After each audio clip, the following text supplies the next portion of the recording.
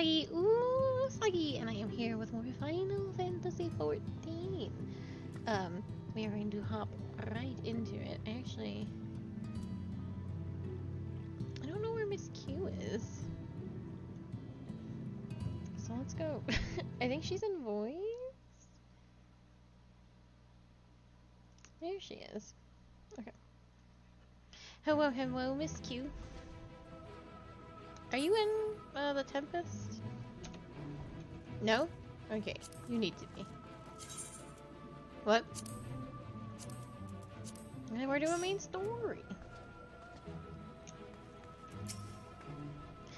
This place feels much less ominous than the first time we were here. Then again, we did have the shadow of your impending death hanging over us.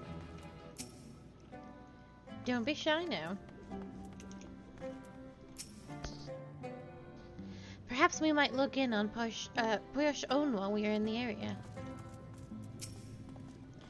Mayhap we shall find the secrets we seek in these depths, should their keepers consent to aid us. The last time we were here, the Ondo sent us to slay a massive creature. 'Twas as large as Leviathan, twice as angry, and yes, of course, I jest. It was only half as large. I'm glad to have the opportunity to visit the Tempest again. It's so lovely here, like a different world entirely. I have sent for no finless ones. Perhaps you instead come seeking something to us.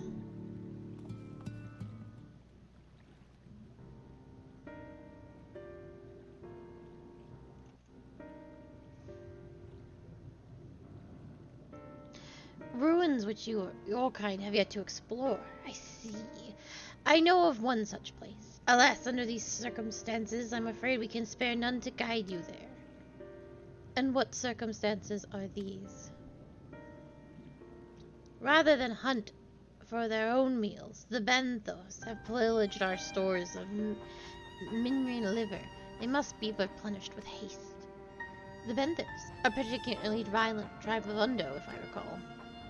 A band of bottom feeders. We have all lost much in the flood, but while others work to rebuild, they resort to thievery and murder. Revenge, they call it, when they prey upon your kind, but do not be fooled. They care not who they harm. Would that we had the warriors to challenge them. This is not the first time they have stolen from us, but there is no resource more precious than liver. All must dedicate themselves to the hunt. Unless, of course, we reclaim the livers for you. It seems a fitting payment for vital information, does it not? Moreover, one could argue that by employing Bismarck to reach these depths, thereby driving back the waters, we are in part responsible for the deeds of those driven to desperate ends by the changing climes.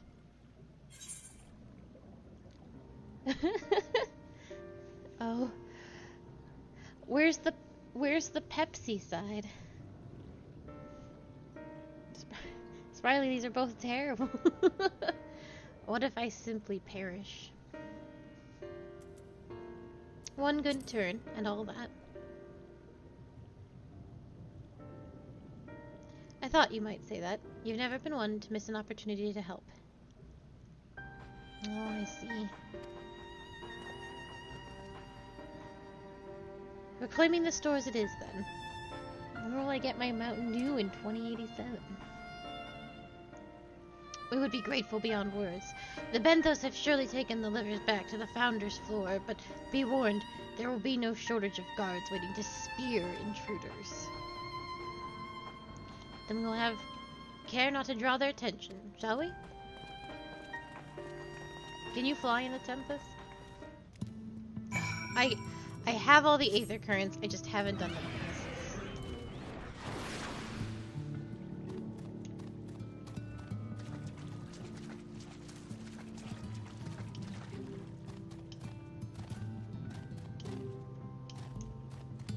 Have you been to the Tempest a lot since we,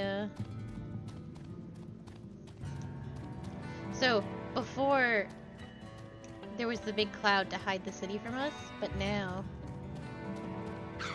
you can look, it's absolutely gorgeous here.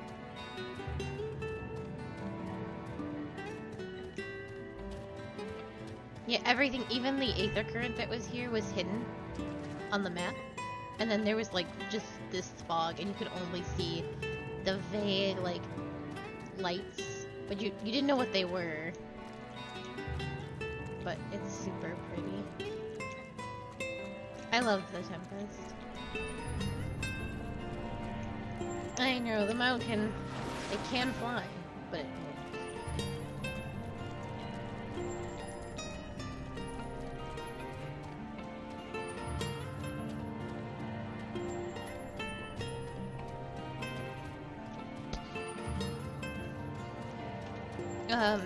there was a patch, there was some special maintenance that happened at one point in time where they were only doing maintenance on the Tempest, and I was like, oh no, they're destroying the city. That's what that is. They're like, because the patch update was coming soon, I'm like, oh, they're gonna slowly destroy it, just like other patches we've slowly built something. They're gonna slowly destroy Amarat, but it has remained intact through all the patches thus far.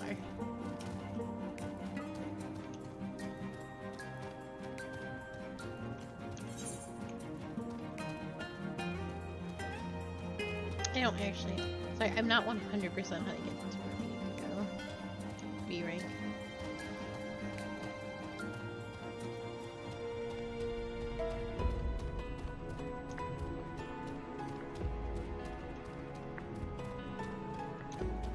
There we go.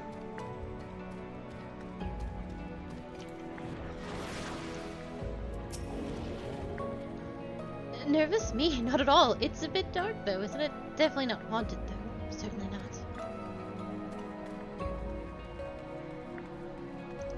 Oh shoot. I think there's somewhere special in here that we can't get unless we fly. I hope that's not the case, but it might be. Get away. Womp.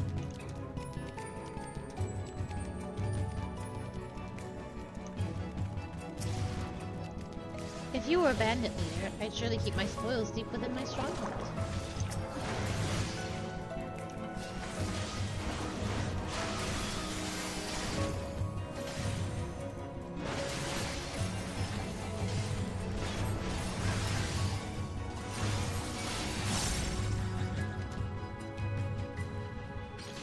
Gotta go the long way. I'll see if I can find that spot. I think it's in one of these top, like these little nooks in the orange. But if I remember correctly, you can only fly to it. I'll be very, very sad if we can't see it.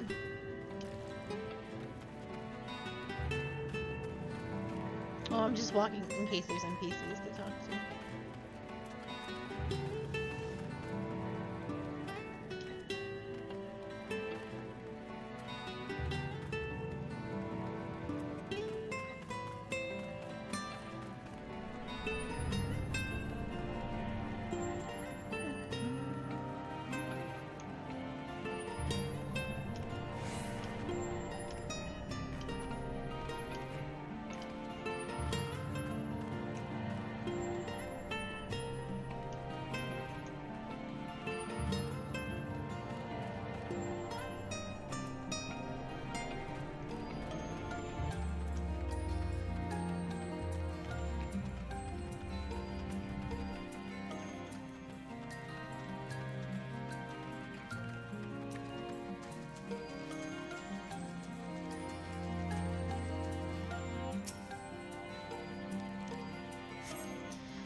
On cursory sniff, you detect the faint aroma of fresh oranges, a far cry from the rather memorable scent of minion liver.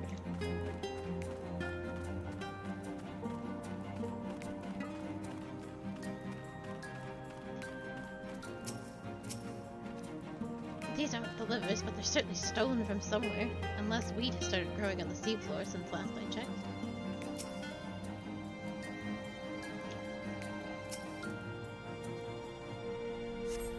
Thrusting your hand into each sack in turn, you find that all are filled with wheat down to the bottom. You also find that raw wheat is unpleasantly pointy.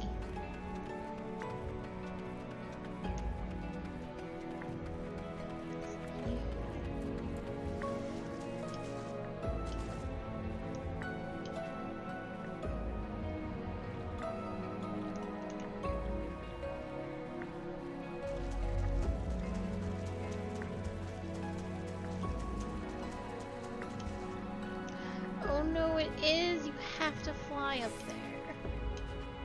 Damn. Reen scaled the wall with remarkable swiftness. Thancred taught her well. Oh, I'm so sad. So, there's a cute... Reen's up there, and you can only talk to her if you can fly. And she also is there with the shoebill. And she's like, this bird looks exceptionally lonely. You can tell by his eyes. Oh, so sad. And then, the dialogue with the shoebill is, I can't remember, but it's like the shoebill looks at you with such and such. These boxes are filled with assorted vegetables. Liver is not a vegetable.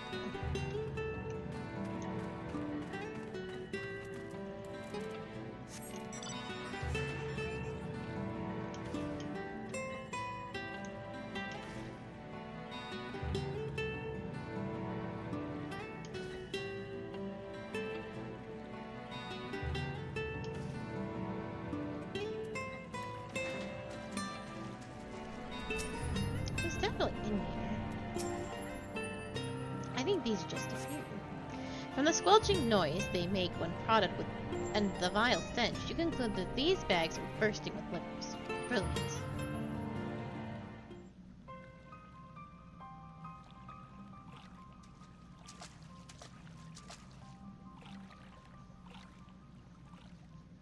Are those them?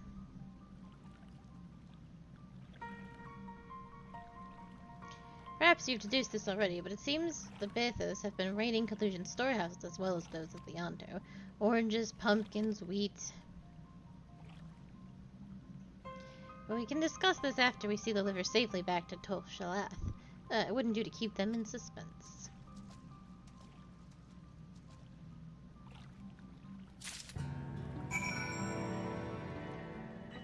Just gotta do a quick teleback. I'm so sad we can't see the shoebill scene. It has already been missed.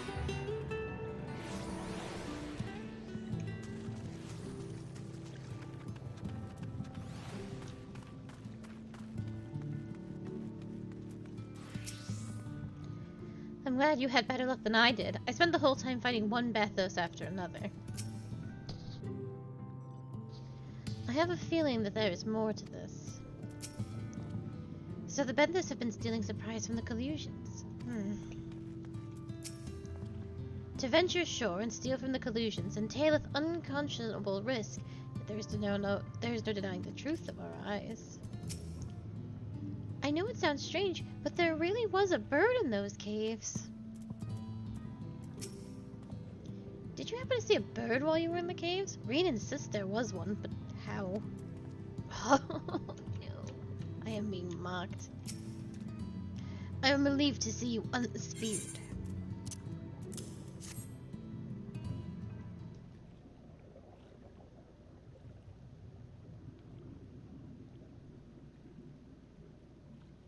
Our precious livers! I knew you would not fail. We also found all manner of foodstuff from Kalusia and the Flounder's floor. Tell me, Toloshath, does that seem odd to you? It is brazen, to be sure. I'm reminded of rumors I've heard recently concerning a rash of thefts from Collusion warehouses. The perpetrators enter in the dead of night and are gone before anyone has realized what has happened. The Ilmorian army has been investigating, but thus far to no avail. Perhaps the reason they have struggled so is that their quarry is of the sea. The true question, then, is what do we mean to do about it? Much as I would like to proceed to the ruins without further delay, we cannot allow the Benthos to carry on as they are. If I may, I believe that the ruins are, in fact, the key to the Benthos plan. Is that so? These ruins, which lie deep within the illuminated land, are a recent discovery. We have seen signs that the Benthos are preparing to claim them with all haste. We could not fathom why, but in light of the knowledge that they have been stockpiling resources, it is clear that their queen will soon give birth. They require space to raise their young, and food for both queen and hatchlings to thrive. Well, we could hardly fault them for that. Under normal circumstances, perhaps, but conditions in the Tempest are far from suitable for spawning. Its resources barely able to sustain our current population. There is only one reason they would disregard this. They seek to build an army, and with it take revenge upon the Fitless. It is not a surprise. They came to us not long ago, seeking allies for the cause. We rebuffed them, of course. The suffering of others will not serve as balm to their own. Their queen, however, desires only bloodshed, and will gladly send her own children to die in our stead. If they are planning to wage war, that changes matters considerably. Indeed. I doubt that this can be resolved without violence, but perhaps with a show of force we can convince them to see reason before the die is cast. I would rather not risk your people in the attempt. If we travel to this illuminated land, is there a way we might identify the ruins ourselves? Yes! Once you reach its depths, go deeper still. You will see a monstrous structure there upon the seafloor. That you have come to us now is the will of the Ancient Ones. They have guided you here that you may drive out the usurpers, those who seek to use their magnificent creations with a vile purpose. I have no doubt that they will show you the way forward. I'm afraid that the dead do not speak quite so clearly, but nevertheless shall try not to disappoint. And what we seek lieth deeper still, beyond Emerald. I would call upon the assistance of another.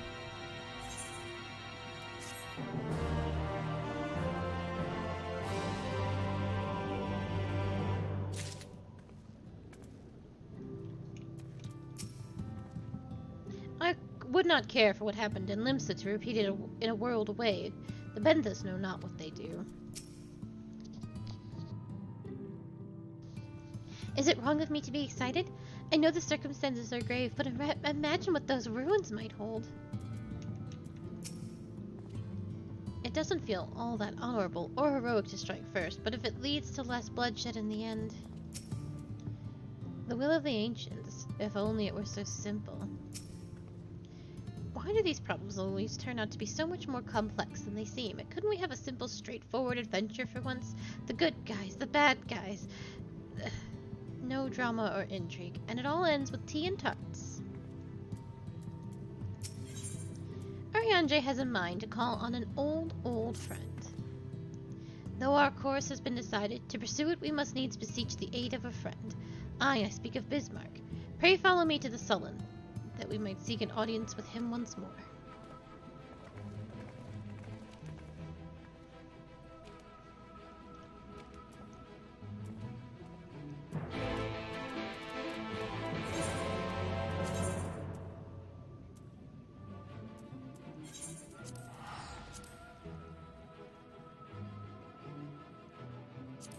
Go with me, Q, if you want to live. Can you fly here? No?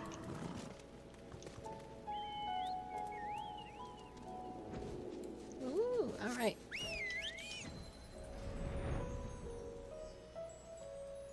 If you couldn't, I would have got you a two-seater. I would have grabbed a different mount.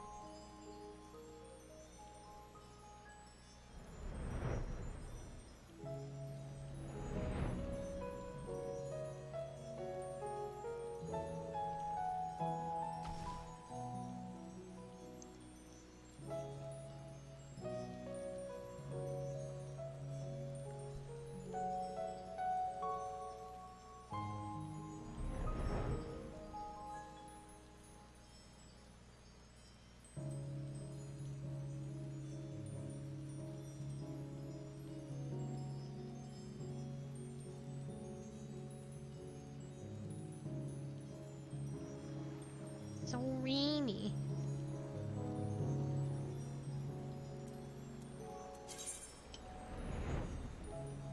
I just can't see.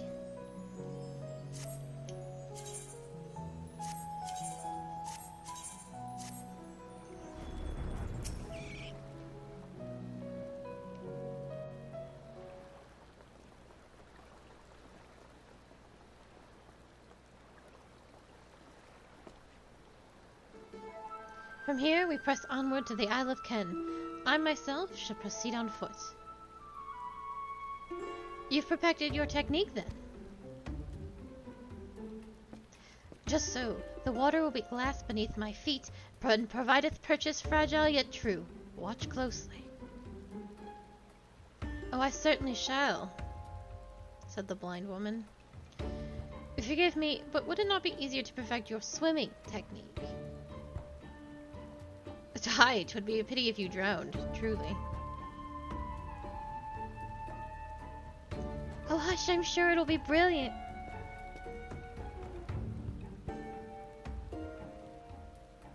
I believe in you, Urianger.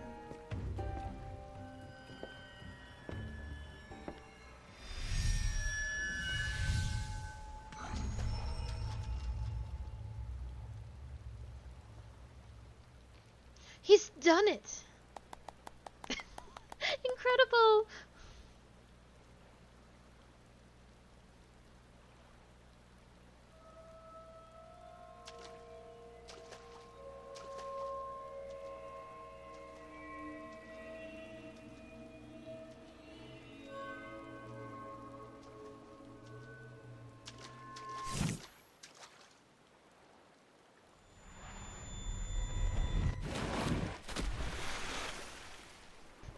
Urianger!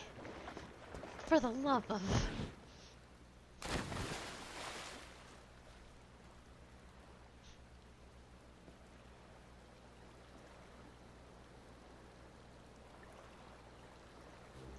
Mine apologies. The technique requires the purest of focus, and mine 'twas lacking. To perfect this magic, I went so far as to deal with the Floth, and with their aid mine efforts finally met with success, albeit on a single occasion.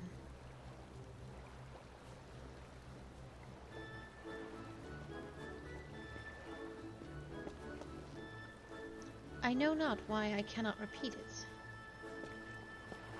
I thought I saw you waver a bit toward the end there. Perhaps you're simply tired.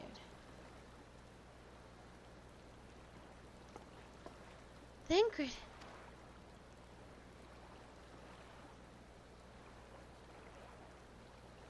It's nothing to worry about, only a dizzy spell, though it may not be wise to go for another swim just now.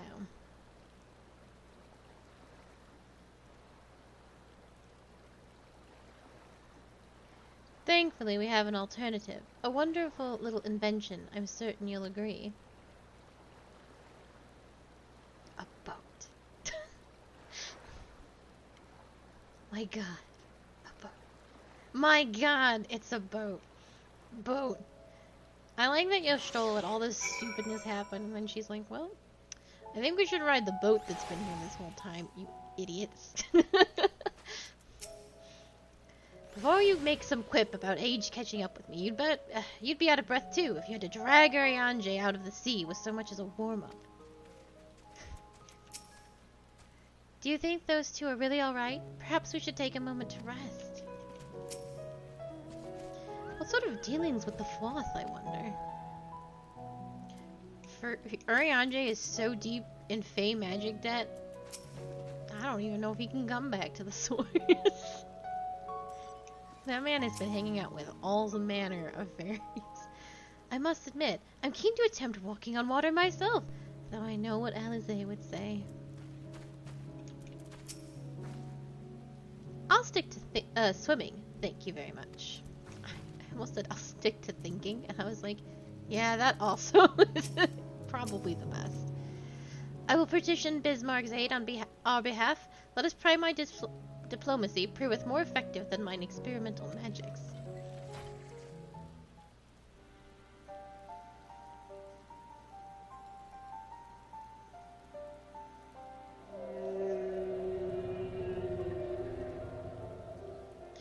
You speak with the voice of the king, little neighbors. I will not deny you. As before, if you seek what sleeps beneath the sea, I will be your guide. Thy kindness is as boundless as the depths, serene one. Before we depart, however, I would ask a favor. After our last fight, I found many creatures clinging to me. I am itchy. Remove them, and I will take you below. With all haste shall it be done.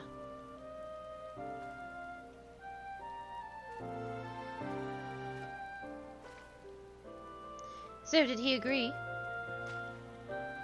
Though I agreed to a favor in kind. Regrettably, 'Tis not one I possess the power to grant. Bismarck has asked us to cleanse his underbelly of barnacles. Alas, one must need dive beneath the surface to do so. Even if I could muster the power to walk upon it, it would avail me not. Oh, for heaven's sake, is that all? Akali and I are more than capable of that. With the Koja's blessing, we'll have it done within moments. And better that than standing here and listening to this nonsense. I'll take the right and you take the left. Now go.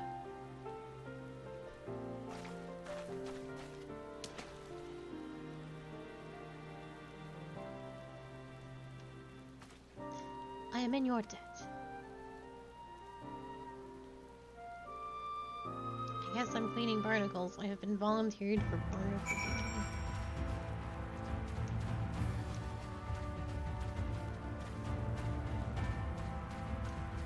Aren't barnacles creatures? I don't know. I'm not gonna pretend I know what a barnacle is. I want off this wheel. I'm stuck. Let me off the wheel. There we go. Video game?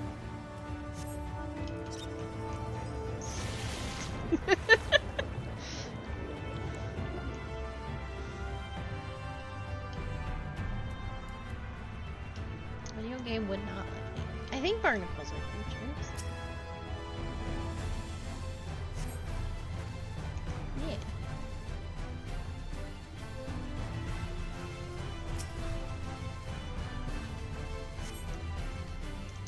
I like my outfit because in theory, if I sit down to have an important conversation in this game, it probably won't be a panty shot. I'm so mad about that.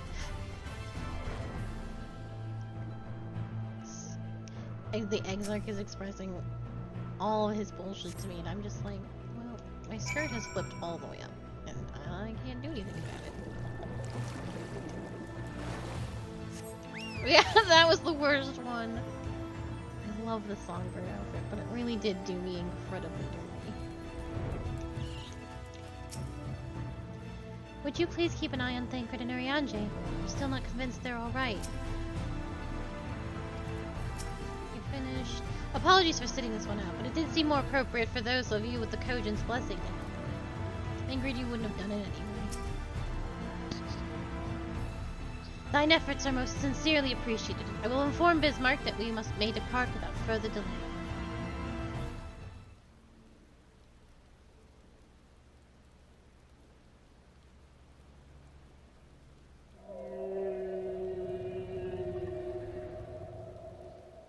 Much, much better. Thank you, little neighbors. I remember a long time ago, another did this favor for me. After the flood, when I chose this spot for my slumber, he came and made a home on my back. Ken was his name. When I grew itchy, I stirred, but he was not afraid. No, he asked me what was wrong. I told him of the creatures clinging to my belly, and he drove into the water. He helped me. He was my friend. He told me he wished to live in peace, away from his people and their wars. This I understood. I treasured our time together, brief though it was. Brief though it always is. But I remember him, and how he laughed when we flew. I remember when he slept.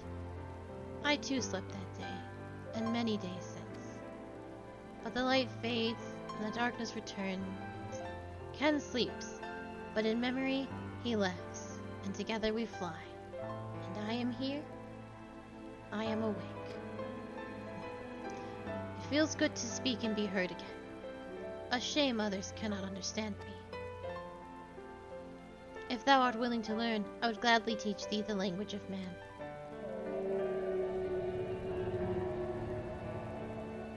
Thank you, little friend. But it is time I grant you your request. But first, I will take flight to cleanse my body and prepare. The dive will be swift, and I would not have you struck by errant debris.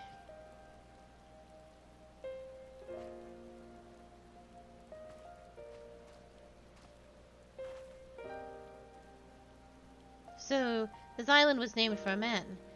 How easily the past is forgotten. He passed not even 100 years ago, yet the truth slipped from history like so many grains of sand.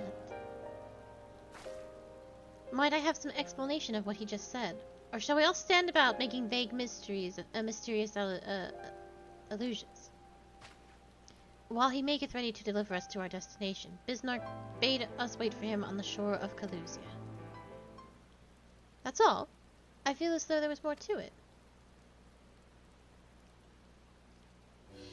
Indeed there was, but it hath no bearing on the task at hand. I should be glad to share with the rest anon. Fine, later then.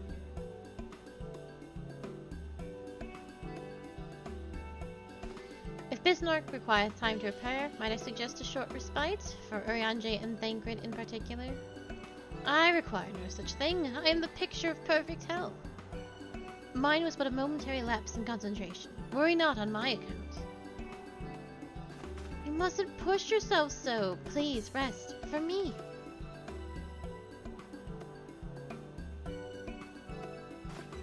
Oh, all right, if you insist.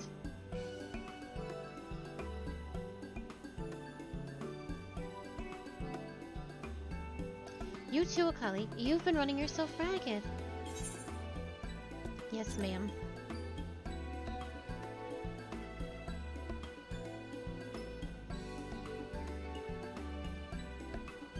In that case, I leave the old men in your care. The rest of us will meet you at the split hole anon.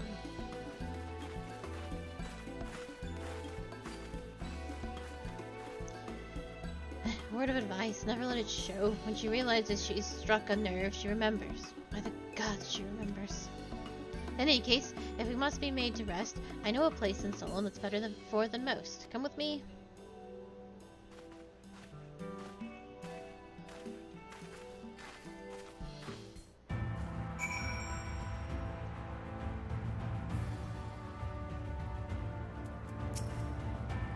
May as well have a seat. We wouldn't want our elderly knees to give out.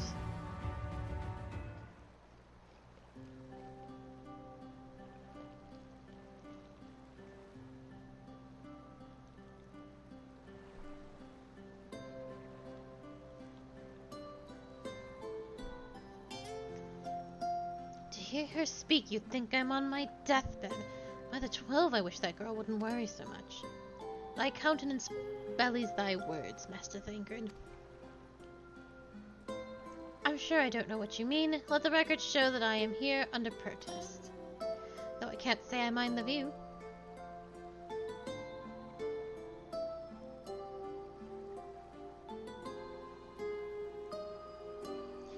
And if the abundance of anglers is any indication, even an amateur might land an impressive catch. Shall we try our hands at it? Help! Someone, quickly!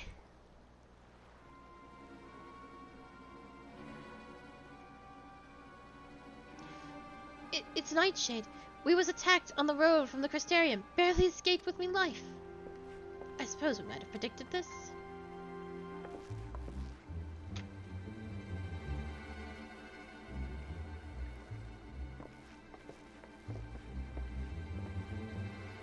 You mean you'll help for free? Thank you. If I recall correctly, Nightshade is a local band of outlaws. I doubt they'll trouble us overmuch. No more than they already have by interrupting our relaxation at any rate.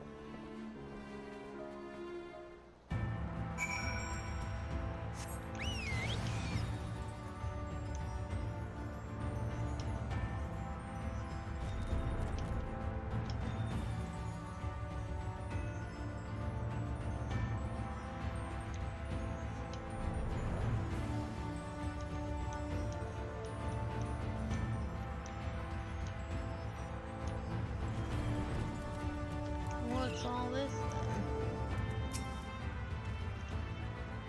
All save our miscreant appear unharmed.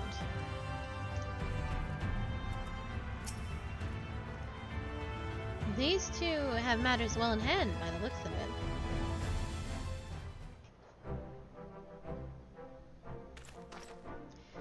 I'll not forget this kindness. May we meet again.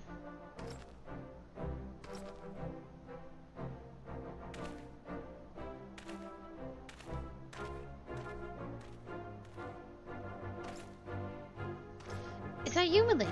Don't tell me we just deprived that poor fellow of the honor of being rescued by the Warrior of Darkness. We had no idea you were in the area. Fancy us meeting again so soon, eh? I don't believe I even recognize your companion. Yes, from the infirmary. You had a message for the Crystal Exarch, did you not? It's good to see you back on your feet, and on patrol, no less.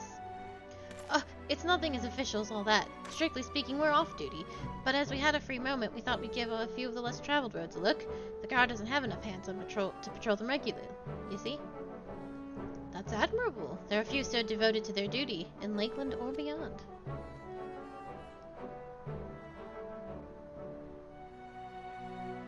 Well, we've been talking about it for a while, and neither of us is satisfied with just seeing out our service. It feels like we could be doing more. Like we should be doing more. It's all about having the will to help your fellow man, and the resolve to see it through.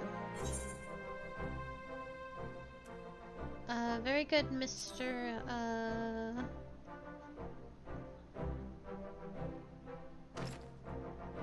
Sorry, milady. I got a bit overexcited the other day. Couldn't get my words out. The name is Vonard, milady. I'm with the guard, but I don't want to just protect Lakeland. I want to protect the lot, just like the Warriors of Light. Sadly, our duties prevent us from venturing too far from our own little corner of Norvrent. What we'd really like to do is travel, to better ourselves, and go where need is greatest. But everyone has to start somewhere, don't they? For now, if we can stop Nightshade from robbing the old fisherman, then that's what we'll do.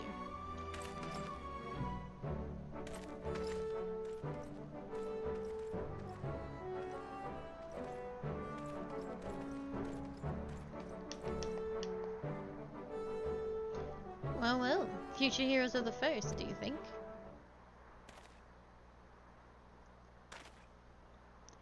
They want not for spirit. 'Tis but a pity they draw inspiration from so clouded a wellspring. Yet it availeth not to fret in idleness. We must needs press on if we are to bring Elidibus's schemes to light.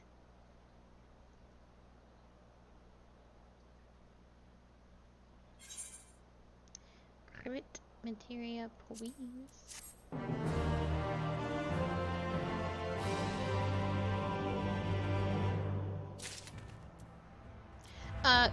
Crit is good all around, if that's what you would like to grab. Otherwise, it doesn't matter too much. Everybody uses crit. Healers, tanks, melee DPS, range DPS. Thus reminded of the urgency of your investigation, Urianger would press on. Though a respite was cut short, I dare say we are all eager to avail ourselves of such knowledge as the ruins may hold. And I doubt further contemplation of Elidibus's machinations will be conductive to relaxation. We may as well make for the split hole now.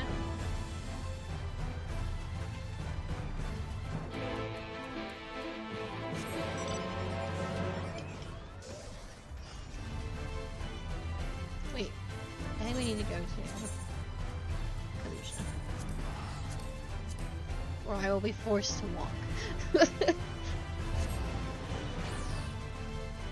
Oh, can you fly in Collusion? Ooh.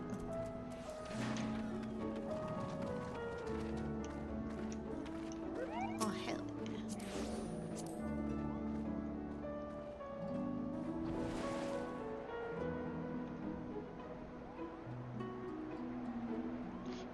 So, can you fly... Where can you fly?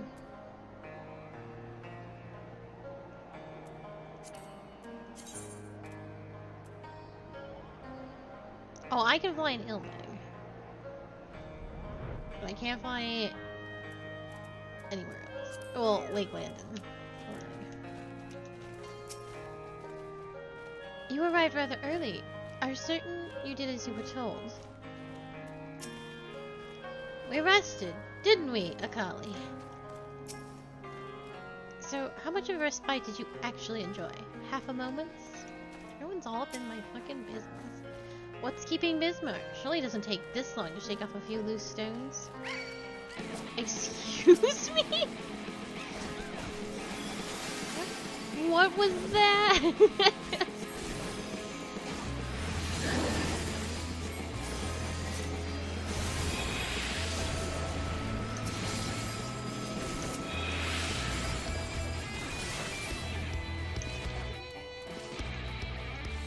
Alize has, like, got a little bit of an attitude problem.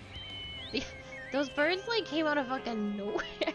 Perhaps we ought to have clarified with Bismarck what Bismarck meant by a short while. To his mind, our whole lives might as be as a blink of an eye. All are present. Now we but need await Bismarck's coming. Yeah, no kidding. Those birds didn't understand the assignment.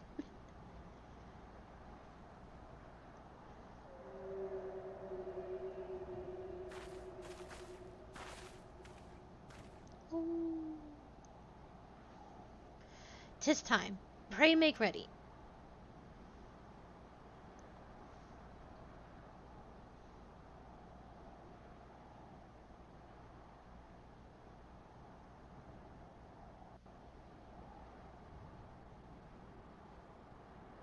I think we'll NPC this if we don't have any friends about.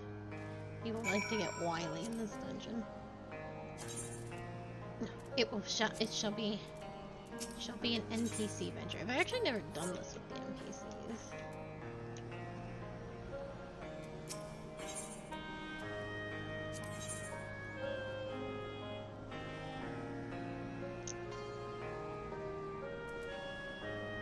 Here we go!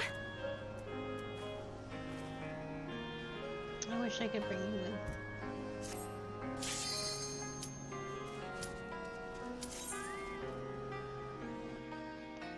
I can't say that dungeon once. I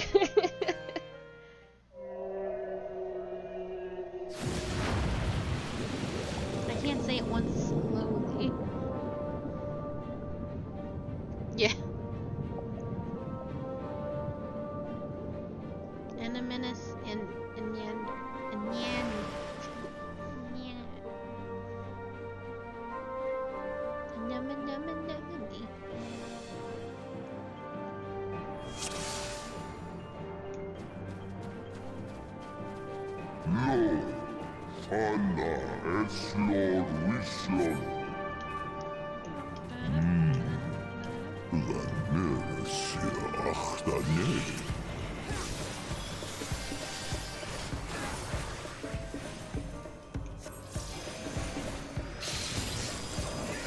That is the only way to do anything.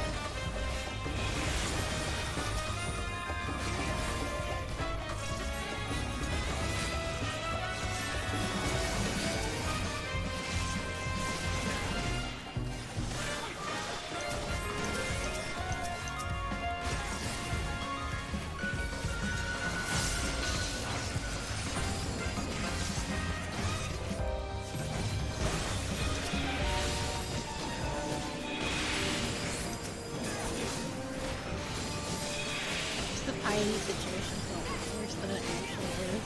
Just like, whoa. I know my weapon has like more on me.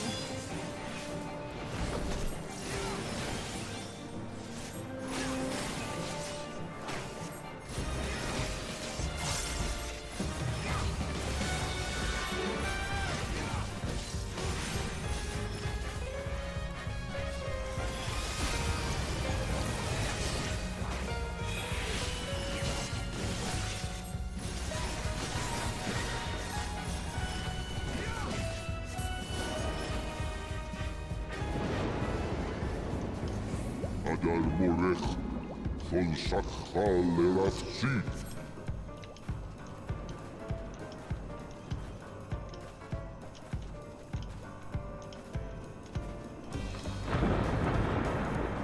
Also in wisdom, Talla es Nuetsi.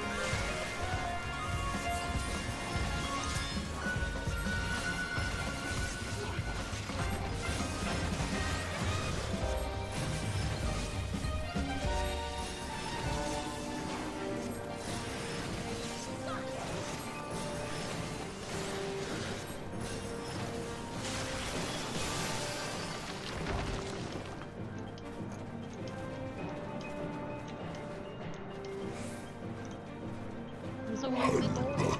Sonshach.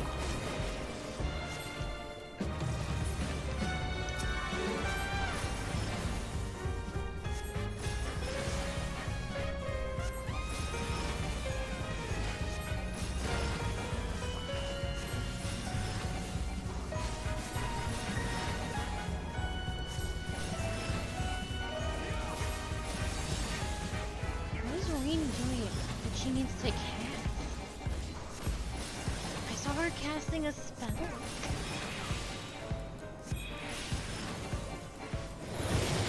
You're a ninja. I'll show you. Ninjas? No, they don't have cast timers. I am like 99% sure they don't have cast timers. They do spell, like, they do their, like, little ninjutsu, but she's not, like, a real ninjutsu. She doesn't even have those. She just accidentally, it was like she was casting bio or something. I was like, what are you doing?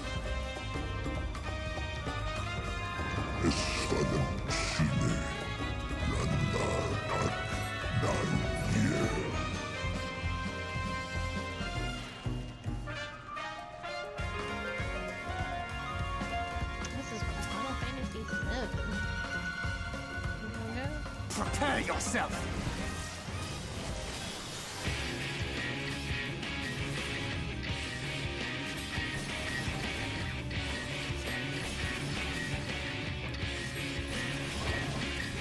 Take this!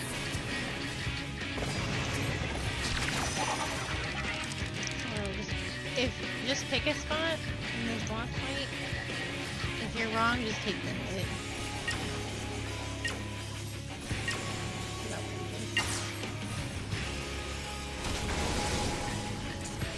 I just tried to. At me again.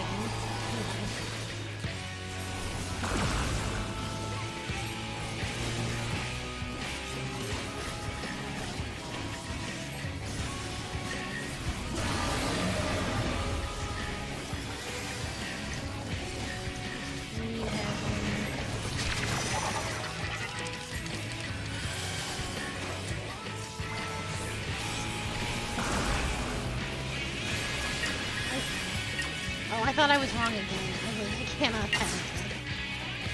Make sure that well, not the second bad, but the second bad. Using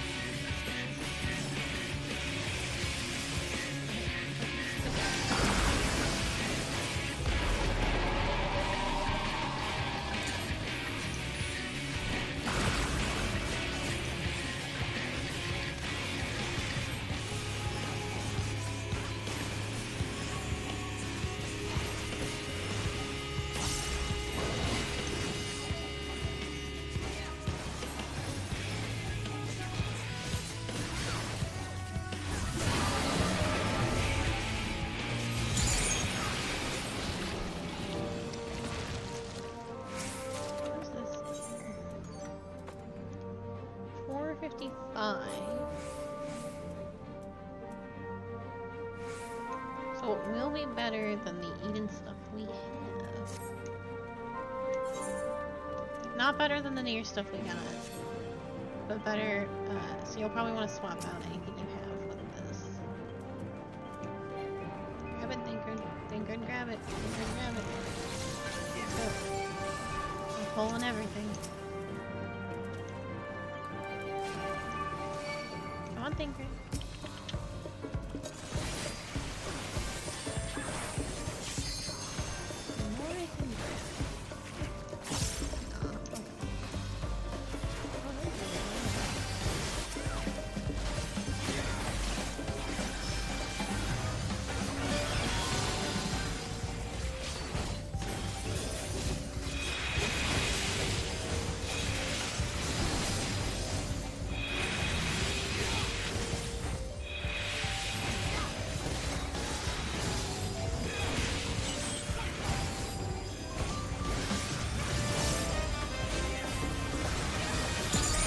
Thancred can do the big pull.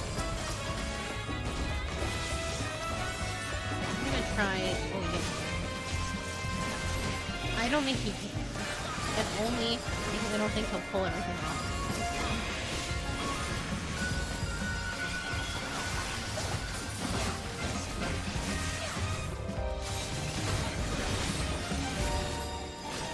And the other two go through AoEs. Speaking of, Alizé's dying.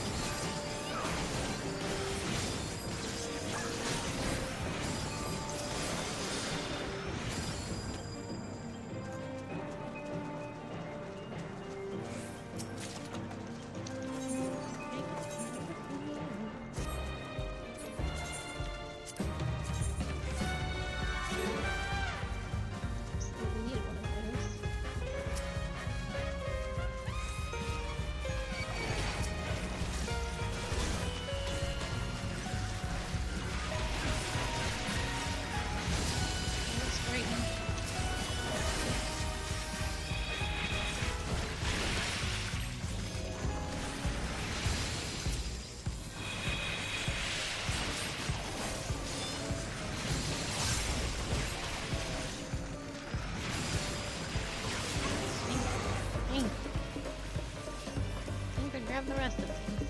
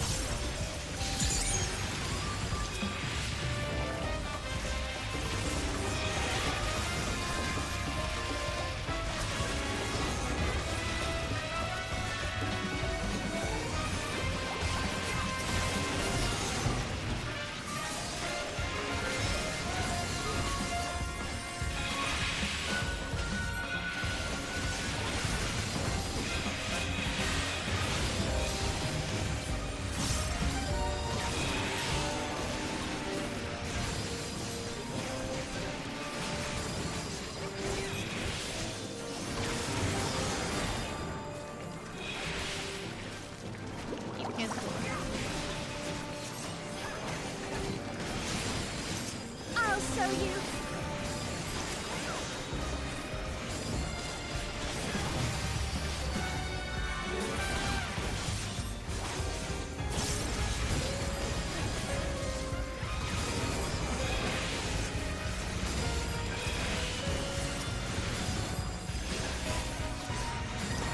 There's no way you don't get that in full.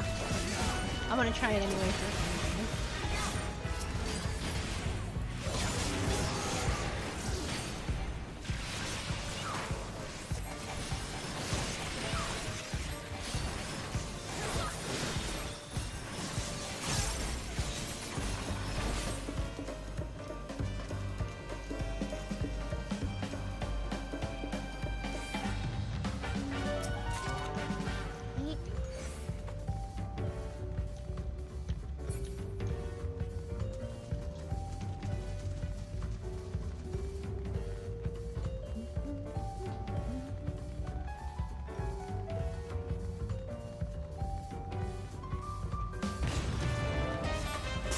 Let's give them a show. Oh, okay.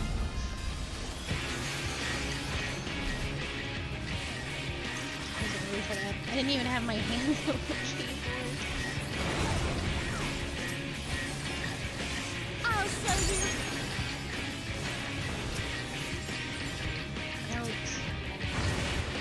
Wait, what do you think?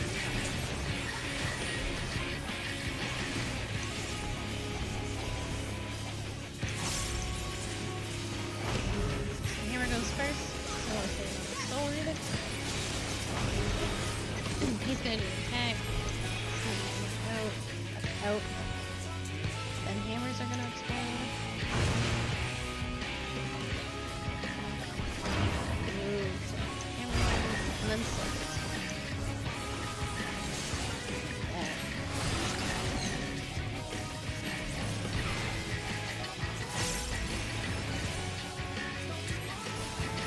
The tank buster.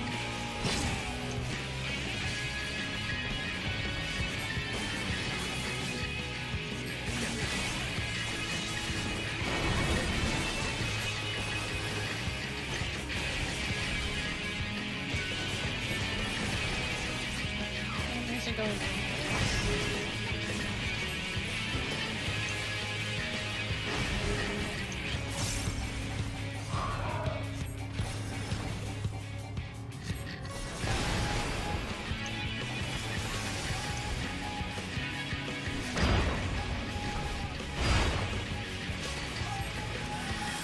Oh, that's it. I know better.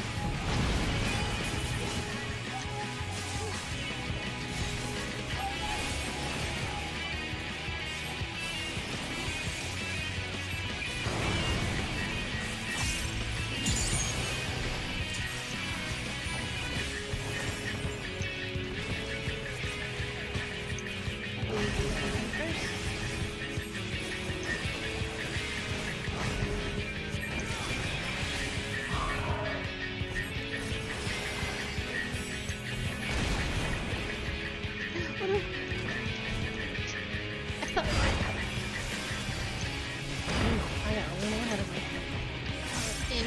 Keep your guard up.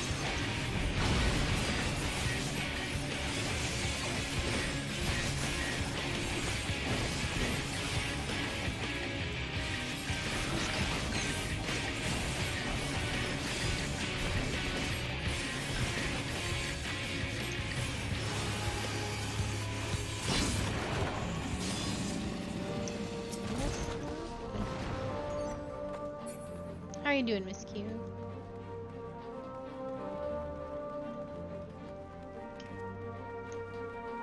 Alright. I'm gonna pull everything. So what you do in this room, if you can do it, is you pull everything all the way to the end. I do not think the NPCs can do it. I don't think Thinker can do it. I'm gonna do it anyway. Let's go, my boy.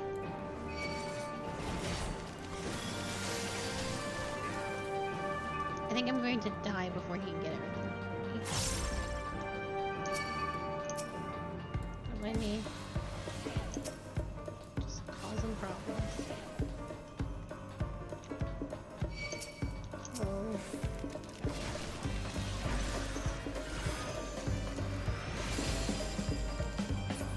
I think it's covered.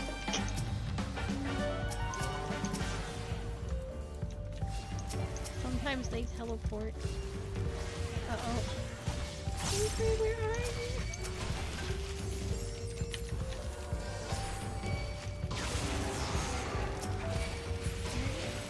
I think it's so scared. I didn't think he could do it. He just does not follow. Dang it. Sometimes they'll teleport if you get too far away, but I guess that room is not technically far enough away. Well, we tried.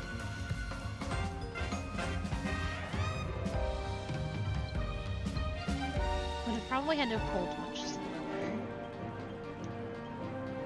But he still wouldn't have followed. Alright. It was a good thing.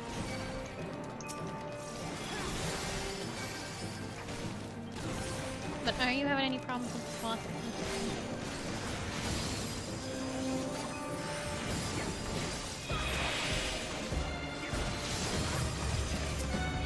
Aw. Do you understand it, or do you need me to explain it to you?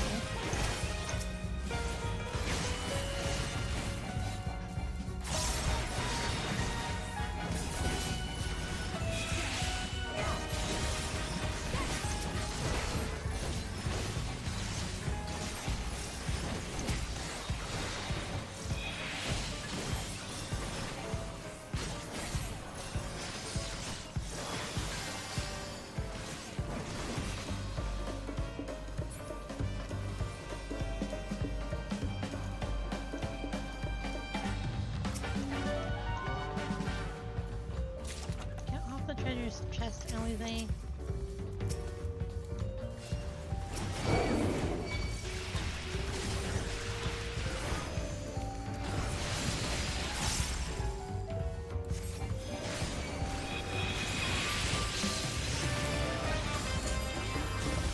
I'll show you.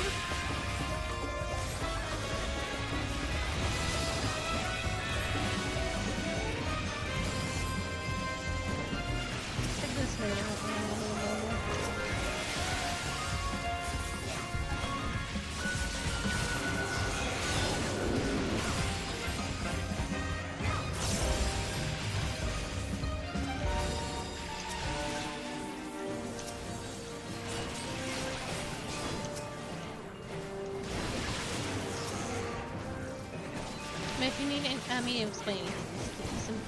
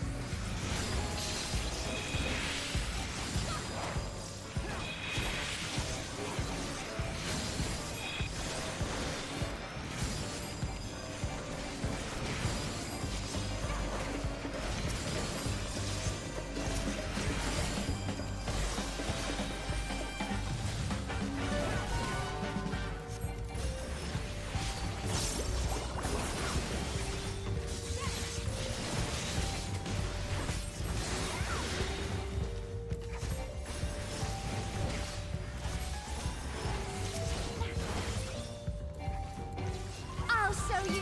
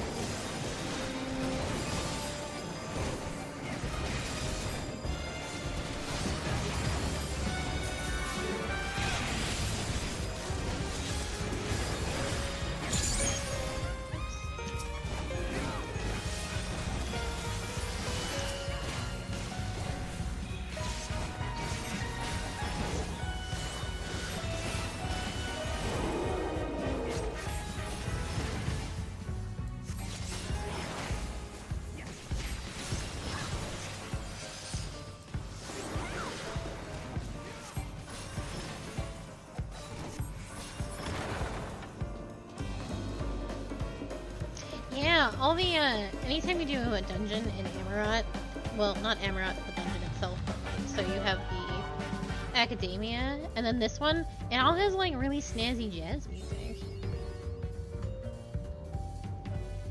This one is actually a jazzy version of Sestasha. It's like, it's the Sestasha theme, but just sort of jazzed up.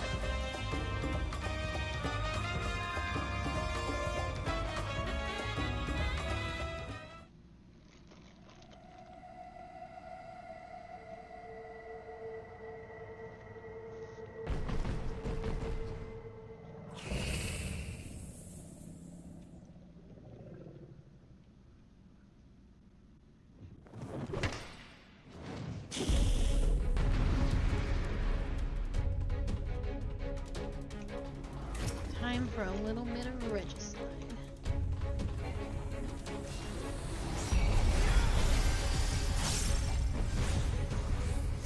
Ingrid, turn her around. Your first day being a tank.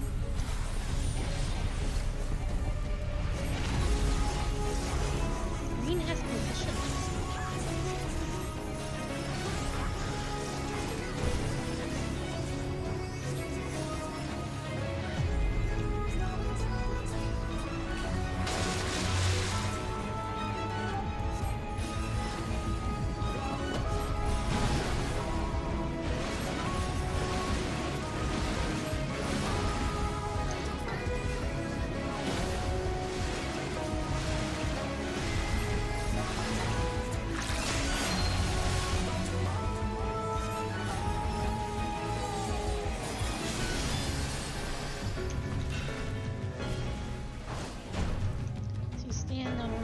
Water pads so that the monsters can't come out.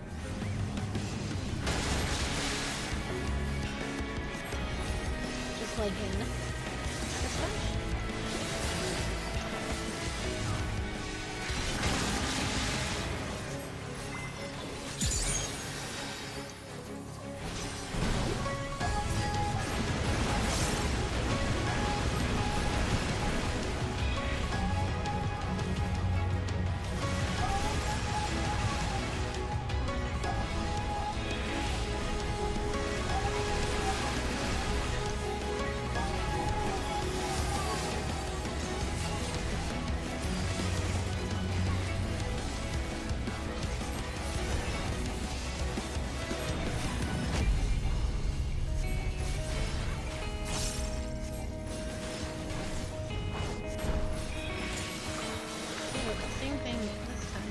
You're waiting for a hand to come up.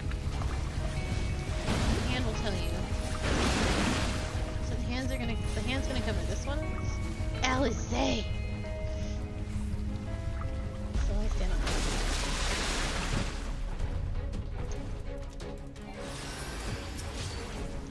Somebody doesn't know any more healing.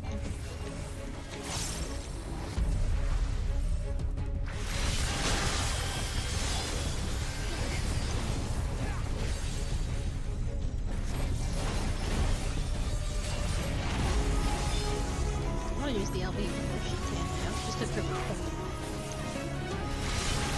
Doesn't matter how pockets of either LB. It's about sending a message.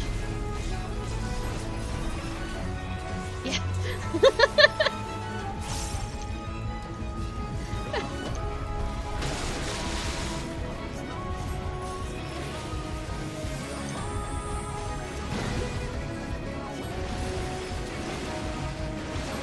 Messages that Alizé can't use the LB.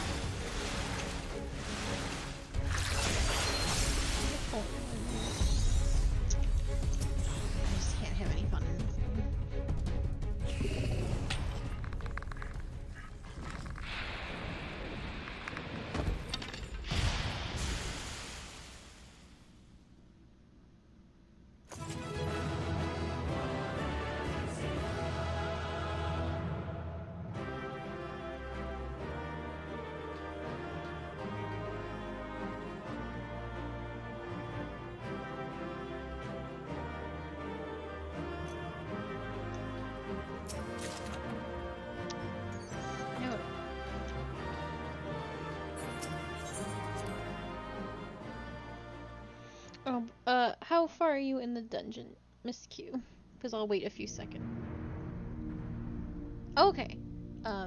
This structure must have served an important function. And here are yet more crystals. I should have waited in the dungeon. I want to give you a moment to catch up.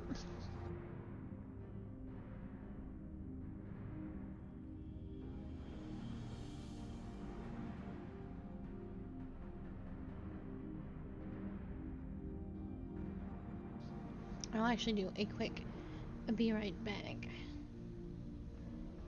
until you are returned.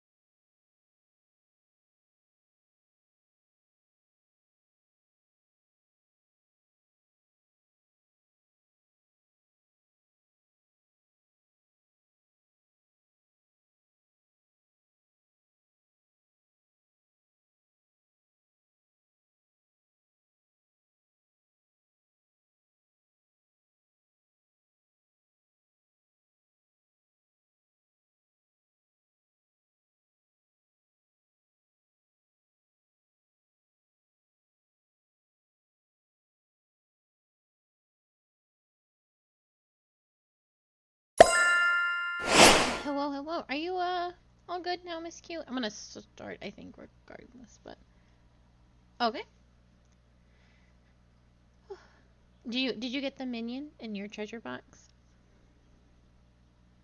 Oh no! The suffering continues.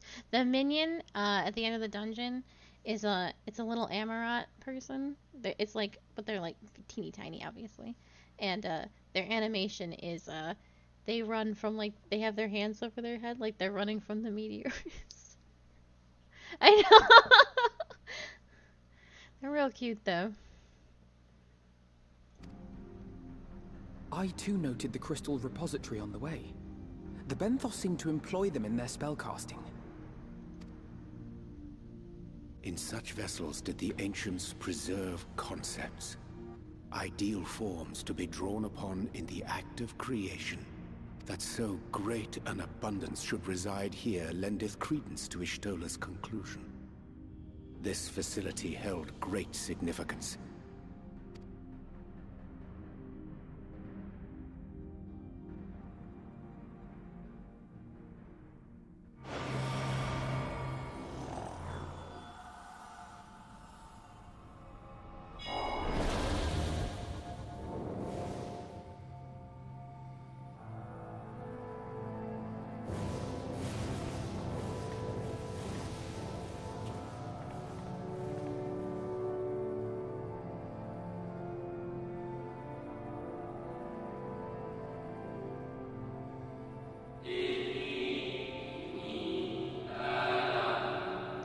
Thank you all for joining us at Andir in these most perilous of times.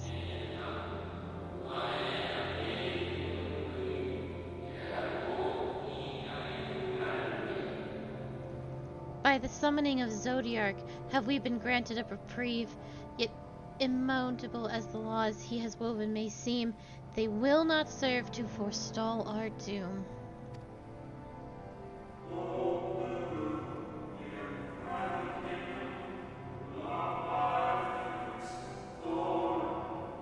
Nay, should we continue down this path, our fate will be the same.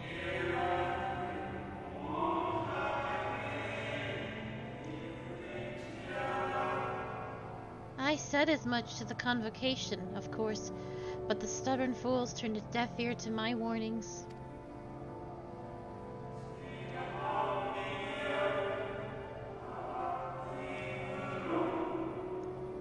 I had hoped that the defector, at least, would side with us, but I regret to inform our overtures have gone unanswered. So we have not talked much, Miss Q. And there hasn't, because of how fast we are going through these patches, there hasn't been a lot of time to theorize. But do you have any thoughts on the 14th convocation member and or the defector? None? Okay.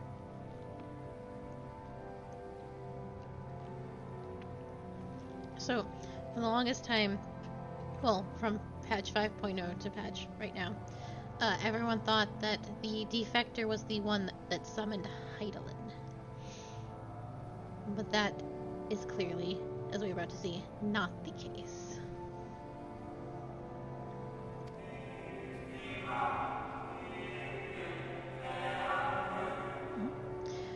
Whether tend your thoughts, Fanat. Where you lead, we will follow.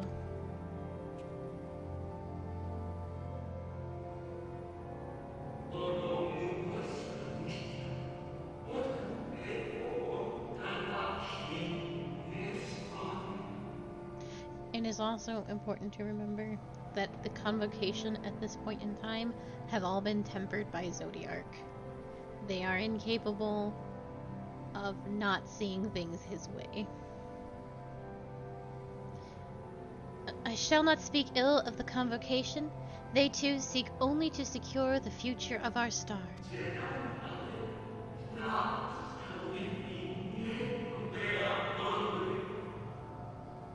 Yet it is plain they will not countenance a permanent solution. That being the case, we must ask ourselves a simple question. Are we prepared to pursue our chosen course, even should it mean suffering the eternal condemnation of our brethren?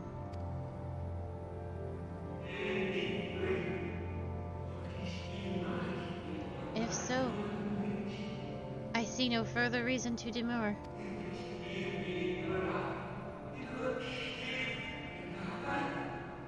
Let us bring forth the light that shall ever after keep the darkness in check.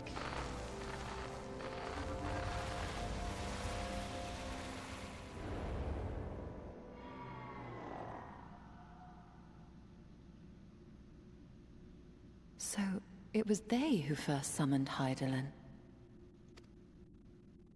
Their discussion did seem to imply as much, yes. I cannot say I have ever heard of this Venar before. For a certainty, Emmet Selk never uttered the name, speak though he did, of the schism which Zodiark's advent wrought upon mankind. Some were of the viewpoint that his power must needs be restrained, and to that end did they call forth she who would serve as his shackles. We now know that it was this Venar to whom they looked for leadership. And that this place, in all likelihood, served as their headquarters. The presence of such intimate records attests to that. I would hear what else they have to tell us. All of it. Did anyone see the source of the image? I am 100% believe that we, as the Warrior of Light, are tempered by Hydaelyn. 100%. I think everyone on the source is tempered by Hydaelyn.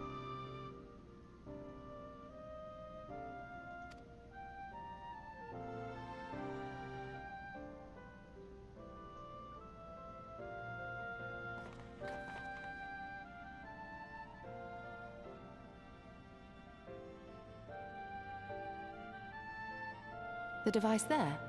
Then let us see what other secrets it holds. There's a bit of information that goes missing because 1.0 is not available anymore. But when 1.0 was out, the common phrase was, it was always about the 12. May the 12 keep you, may the 12 keep you safe, so on and so forth. Since the Calamity, the 7th Umbral Calamity, and 2.0, it has constantly been, may you walk in the light of the crystal.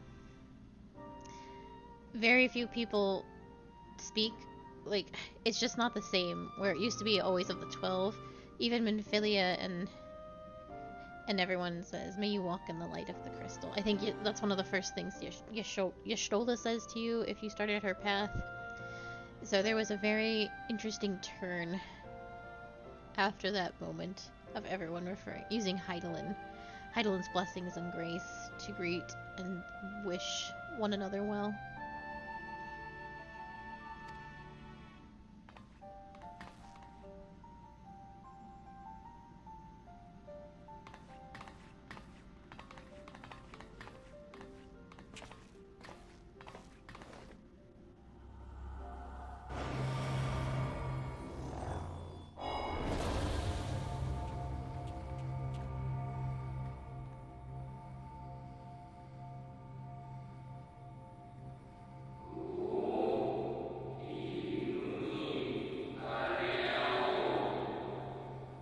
Vena, please, why must it be you?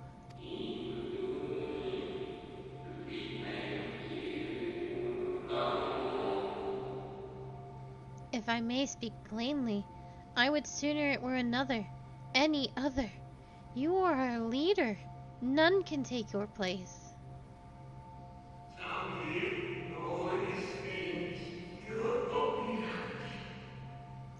You know as well as I that but few can support our cause, far fewer than they who place their faith in Zodiark.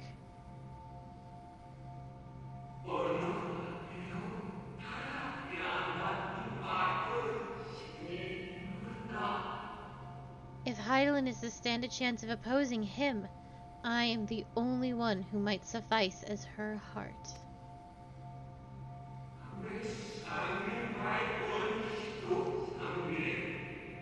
Rest assured, however, I shall not vanish from this world. The form I take shall ever remain my choice.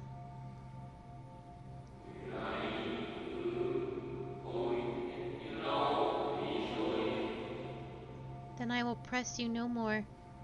Only know this. You will be sorely missed.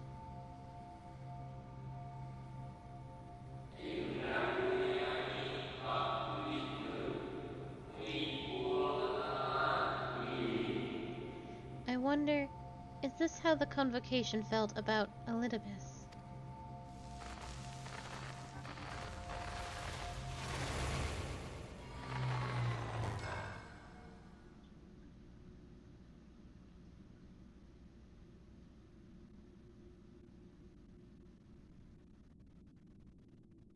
What?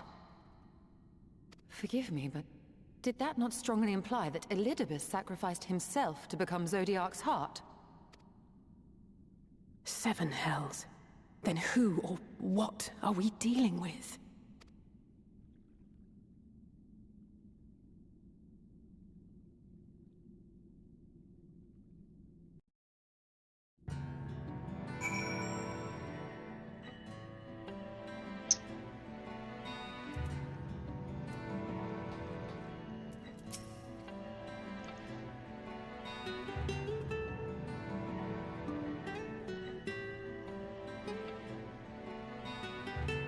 I'm trying to think of what I can say without spoiling.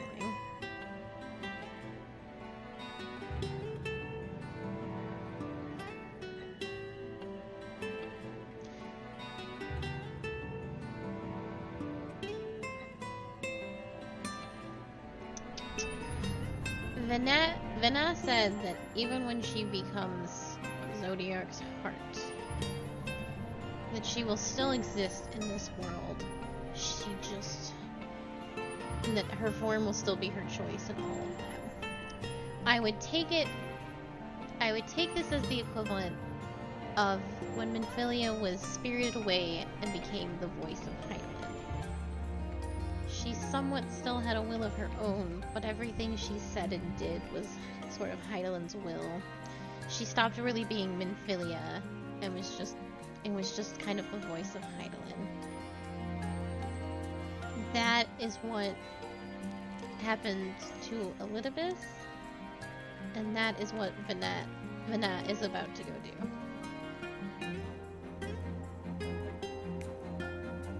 Does that make sense? Okay. I had always assumed Elidibus to be of the same ilk as La Habrea and Emet-Selch, but if the real Elidibus sacrificed himself before the Sundering, it would explain then how Elidibus remains one of the Unsundered, but less so when it comes to Emet-Selch and La Habrea. It makes no sense, like Sally said. This facility shared intimate ties with Academia Ender may readily be discerned from the common element in their names. Based on mine observations, 'tis like that the forms housed here were conveyed unto the Academia only when required, and thence returned for safekeeping. Yet such procedural minuet era are of largely academic interest, I concede. 'Tis unto the parties which did frequent these institutions that our thoughts should rightly turn, specifically the followers of Vena and the Convocation of 14. To say naught of the matter of Elidibus. And here I was thinking immortal was bad. Would someone explain to me how we're meant to kill a being who doesn't technically exist? Do you think we might be able to activate the device again? I should like to hear how these discussions ended. The device appears to activate via a form of ethereal attunement, not unlike an aetherite. Beyond that, I can say little for certain, save that we should take this opportunity to see what other records it contains.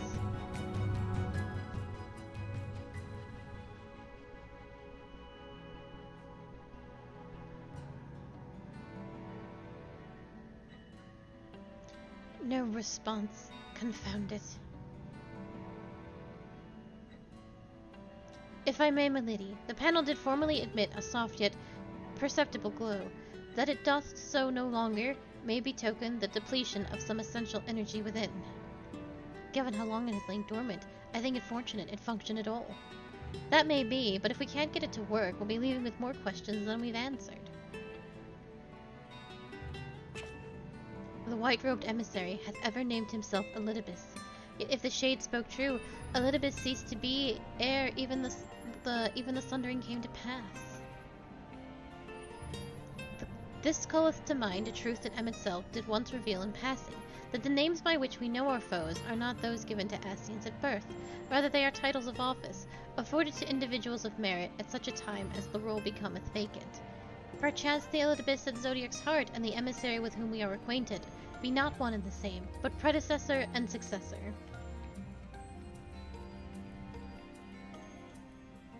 It's possible, if the previous Elidibus perished before the final days, the one we know could still be a survivor of the Sundering. And yet something in that explanation rings false. I will remain for a time. I would not abandon my attempts to revive the device so soon. There is more to learn here. I can feel it. In matters of aetherology, I know of none as capable as thee. If there existeth the means to learn more, thou wilt surely find it. Whilst thou art thus engaged, we shall attend to matters on the surface.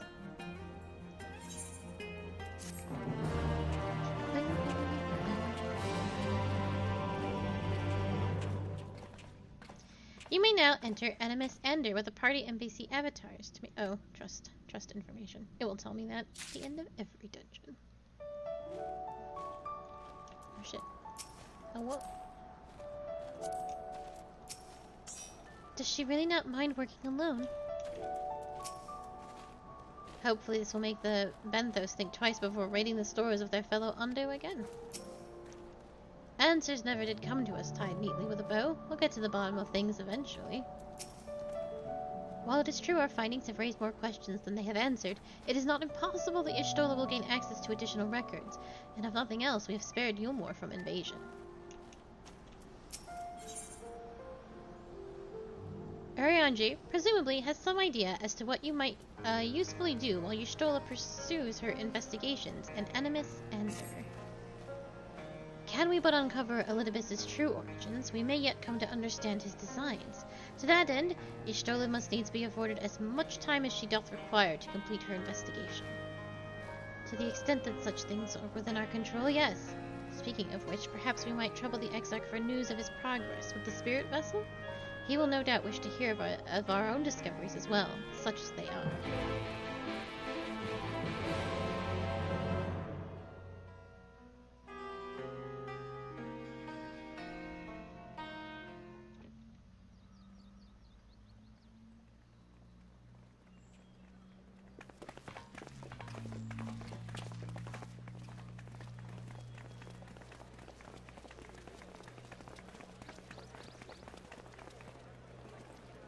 Dare I ask what's going on? Ah, excellent timing. For me, in any case. We have a problem. The vast majority of those gathered here are presently in the employ of the Guard or else one of the facets, and no longer wish to be so. In principle, all are free to change vocation at any time. But a city does require a certain number of people in these positions if it is to continue to function. For the moment, I have asked them to postpone their resignation until such time as replacements can be found. As you may have surmised, we have the Warrior of Light to thank for this. It's you! The Warrior of Darkness!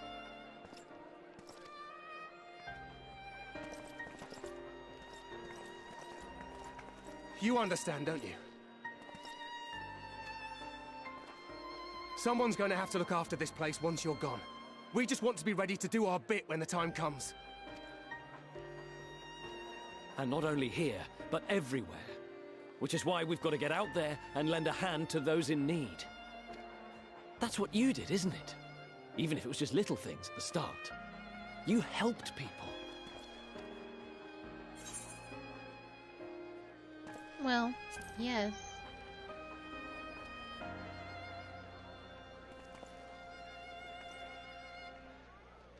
And we're trying to do the same. We may have our sky back, but there's no shortage of people who still need help. If we follow in your footsteps, then I choose to believe we too can be heroes one day. Even warriors of light.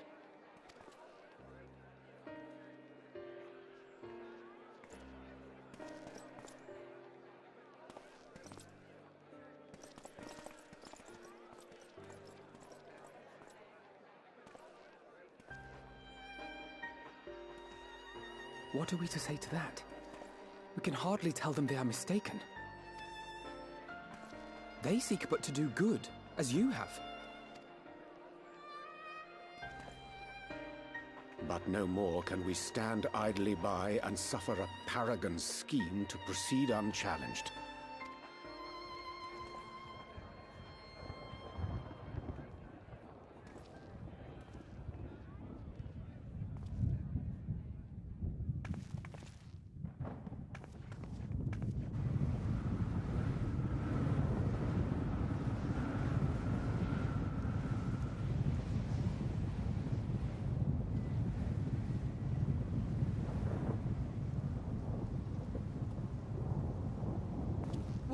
What's happening to the sky?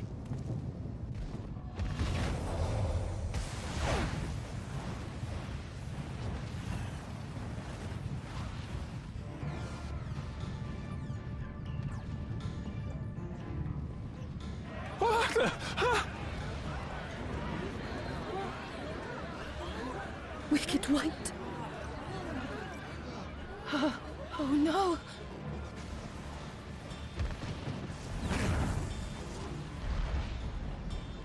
By the 12.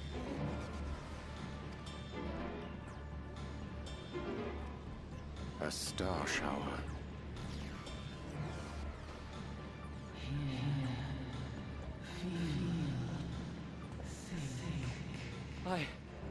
I hear a voice. You and all? Then why does it feel like it's inside my head? Hear? Feel? Think? I hear it. Me too. Did I not tell you, my friends? You are warriors of light!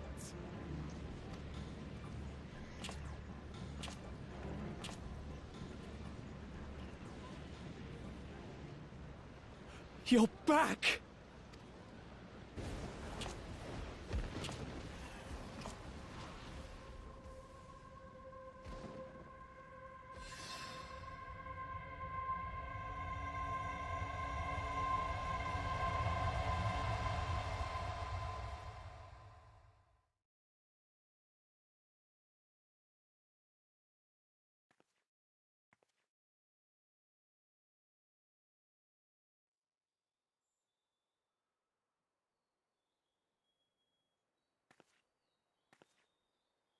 What you hear is the voice of light itself, and it has blessed you with its power. Welcome to the fold! I'm a warrior of light. I've been chosen? Can it be?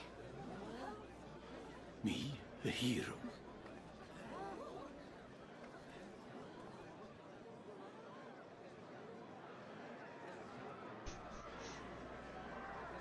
I love Elizabeth's evil artwork.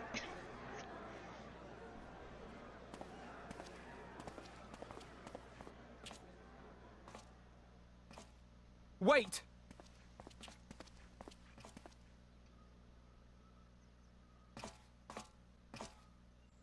The falling stars, were they your doing? And why do you need warriors of light? What, am I to reveal my plans simply because you asked? Nay, I think not. Though the stars, I acknowledge mine. A convenient illusion apt to awaken what little is left of the power that once resided in your sundered souls.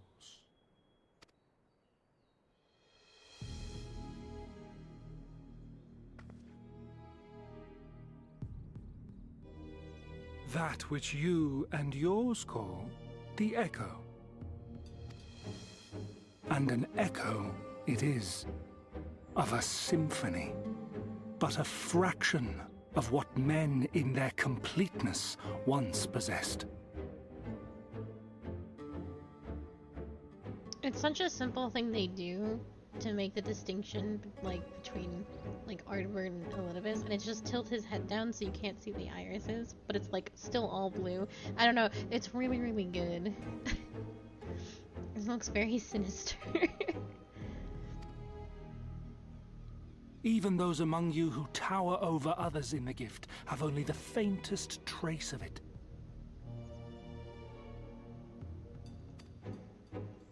But though sundered and forgotten through death and mocking rebirth, it has persisted. A whisper of our past, burned into your very ether, along with the sight of our end. Through the rekindling of memory, I have awoken the ability, just as Hydaelyn is wont to do when she has need of new minions.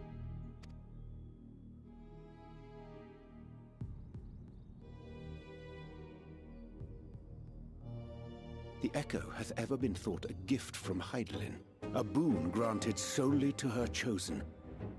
Yet thou wouldst claim she merely awakeneth the power that men should hearken unto?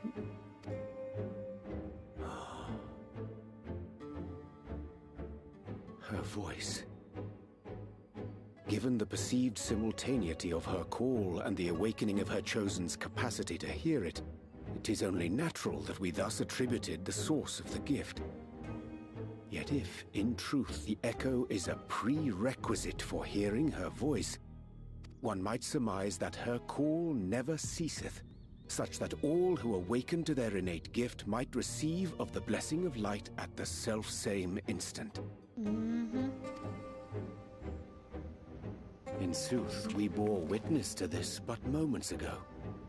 At the sight of the star shower, full many in the crowd did speak of hearing a voice in their minds, did they not?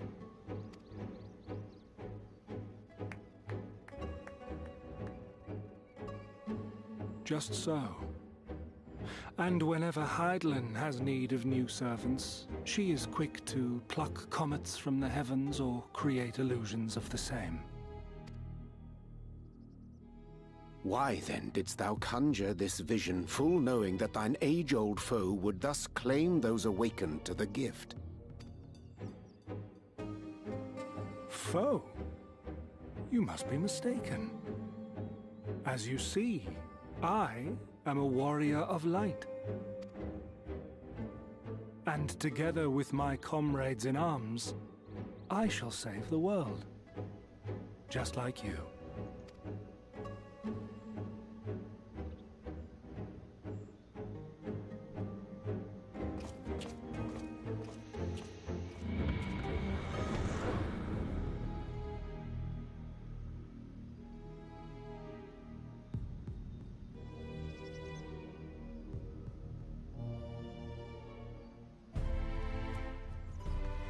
How are the vibes in this Crystarium tonight, Miss Q?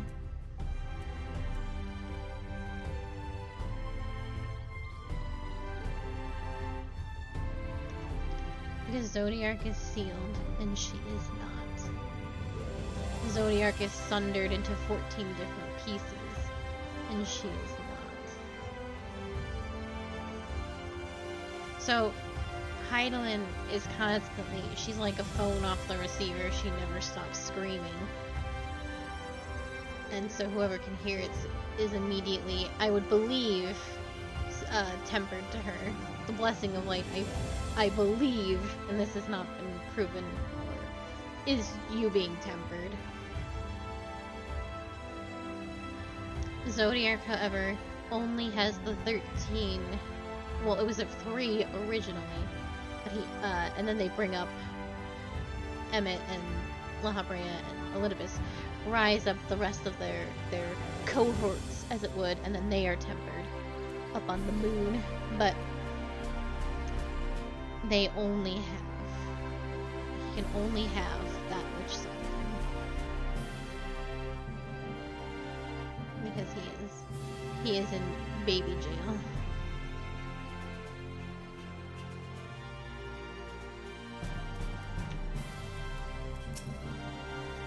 It did remind me of it. Emerald, I mean, all the fear and the sadness Unsettling though this is, I'm certain our friends in the Guard will use the Echo well. Or with good intentions, at least. Yeah, so like a fuck ton of people just got the Blessing of Light and Echoes. Though I not like what it portendeth, having been treated to so unambiguous a demonstration, I cannot well conclude aught but the star showers are indeed instrumental in waking the Echo. Yet we need not attribute such credence to all that Elidibus hath claimed, that he too seeketh the star's salvation, for one. And there he goes again, though I don't suppose he would have given us an honest answer about his history had he stayed.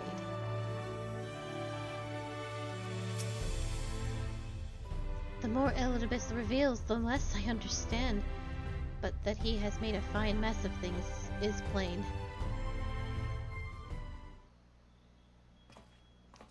No, they don't. But it was very clear that they didn't hear the voice. Yeah, I don't understand why that is, other than they just didn't want to give the Scions Echo, which, fair. But yeah, they just didn't hear the voice. And I wonder, they've already seen the star shower when Emmett showed it to us, so I wonder if they're sort of somewhat immune to it. But no, they don't say.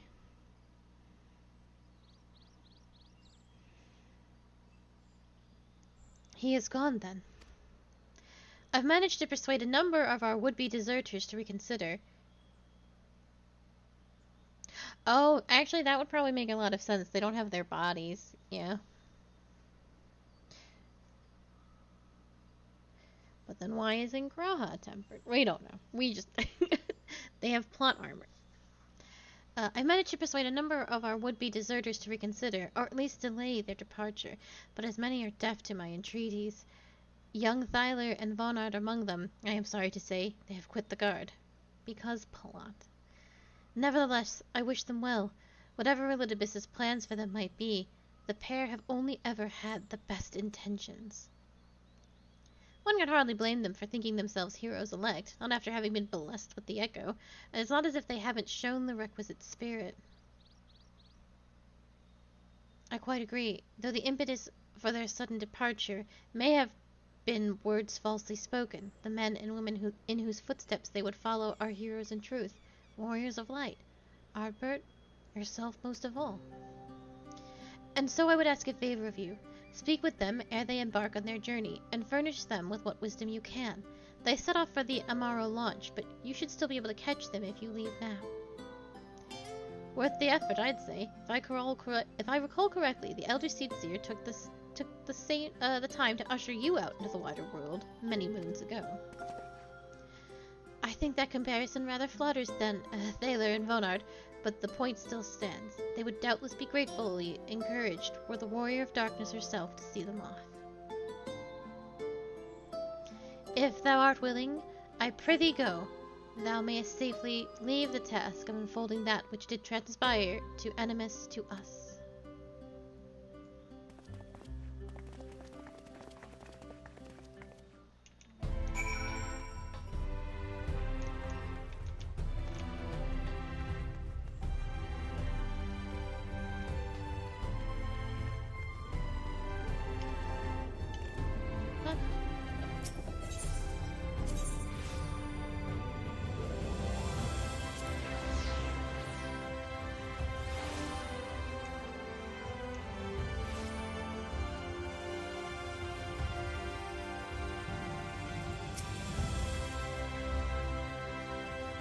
You again?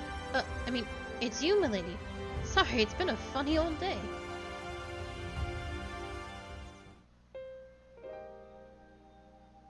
That man had luscious locks under his stupid hat. You can be sure we'll take those words to heart. I still can't believe it. You coming all this way just to speak to us. I swear we won't let you down. So long as it helps someone, we'll do what needs doing out there, no matter how small.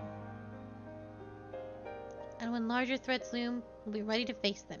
You see if we aren't.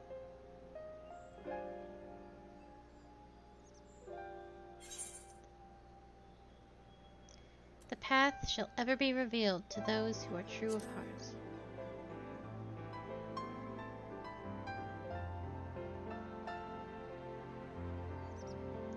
We'll be off then. Farewell, warrior of darkness, and thank you.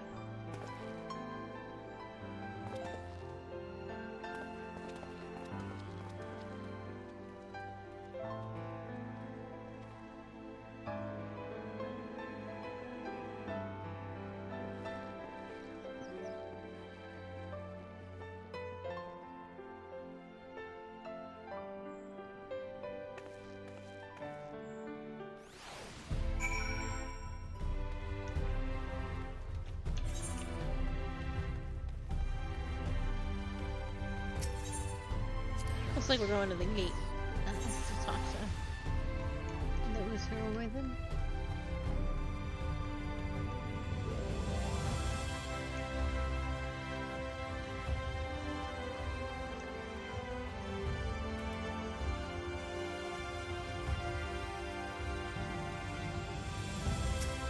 Well, there's quests and stuff.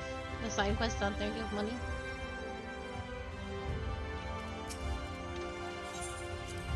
You don't need to make a lot of money. You don't need to take everybody, like, people for what they were.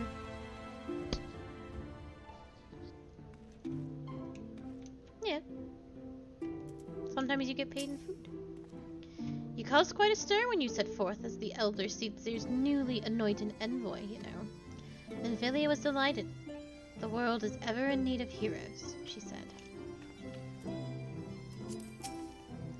I take it they were suitably inspired?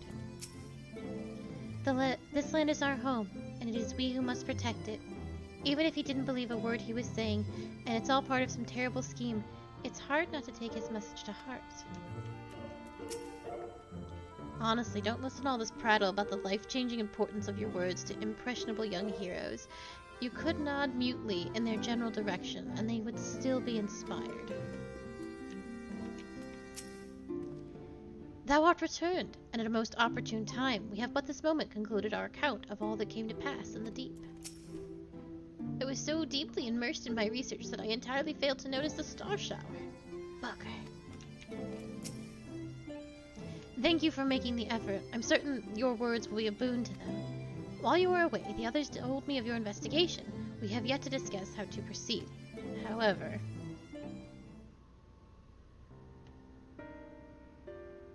While your findings in Animus Endure do raise important questions as to the identity of our adversary, we are no closer to discerning his design, nor do I know of any other potential avenues of investigation. For which reason, we must needs trust to Y'shtola's ingenuity and wait for her efforts to revive the ancient device to bear fruit. What if I were to attempt to follow the emissary? Elusive as he is, his plan compels him to court public attention. He shouldn't be impossible to find. Especially for one of your experience. It does seem worth the attempt. I'll come with you. Safety in numbers. In combat, perhaps. But where stealth is required, the opposite is true. Happily, I don't plan on getting myself caught, so you've no need to worry. Nor do I intend to vanish for moons on end. We still have the empty to attend to, don't we? Alright, then I look forward to your return. It sounds like the rest of us should avoid doing anything which might prompt Elidibus to look too closely at our movements. Insofar as it's possible, I recommend we limit our activities to the Crystarium. Speaking of which, Exarch, might I ask if you've made any progress with the spirit vessel? Of course, we are presently studying the principles underpinning memory transference and, I believe, nearing the requisite level of understanding. Less heartening, practical trials of transference methods suited for use with the vessel have yet to yield satisfactory results, to put it mildly. But there are still many promising possibilities we have yet to test. Indeed, though it may take some time yet, we are well on our way to a solution. And I shall not rest until one is found. Though we are all grateful for thine unstinting efforts, thou needest not labor to the exclusion of all else. If it would serve to lighten thy burden, however little, I should gladly offer mine assistance. Quite. I, for my part, will do what I can to ensure the Crystarium continues to run smoothly in spite of recent disruptions. Then perhaps I can help. There must be something I can do, even if it's just guard duty.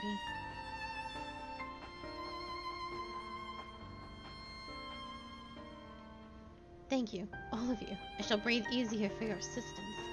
Of course, on the evidence of the recent past, it will not be long before some new crisis arrives to throw our plans into disarray, at which time your services will be in particular demand. That being the case, perhaps you might take this opportunity to retire to your suite of dependents.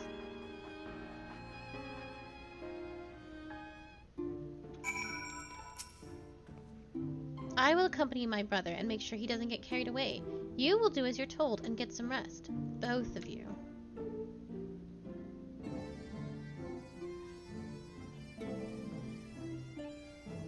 Honestly, he's a danger to himself. If I were Lena, I think I'd have hit him over the head with a blunt object by now. At least then he'd lie down. There's so much to be done and so little I can do to help. But you can count on me to play my part in the empty. Odd way to inform the citizens that the star shower was an illusion, do you think? It might sleep better for the knowledge that no damage was done. There is no issue. There is sure to be no shortage of potential heroes upon whose good nature Elidibus will try to prevail. The trick will be in anticipating which settlement he'll direct his attentions toward next. Knowing not whether Elidibus or ever-waning connection to the source representeth the more pressing problem, we must needs attend to both and risk solving neither. Never fear, I too will continue to assist the Exarch to the best of my abilities, and if that means casting the odd sleeping charm, so be it. One of these methods will work. It must. Of course, I don't wish to worry Lena. She has more than enough to worry about already, but I swore that I would return you all home. Alright, fine. I will henceforth endeavor to take breaks when appropriate, while Lena is watching. Your name a different way every time.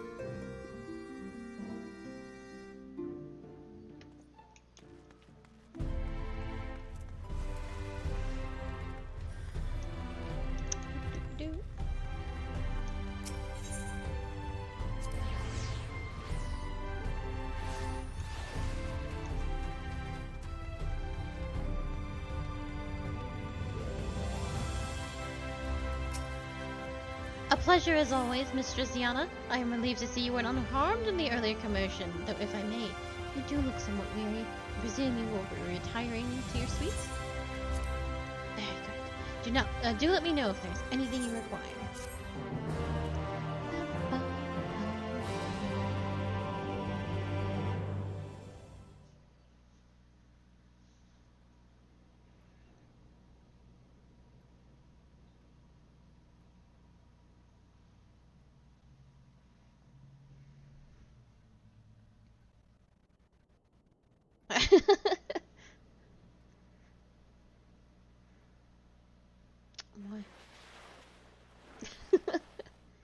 True.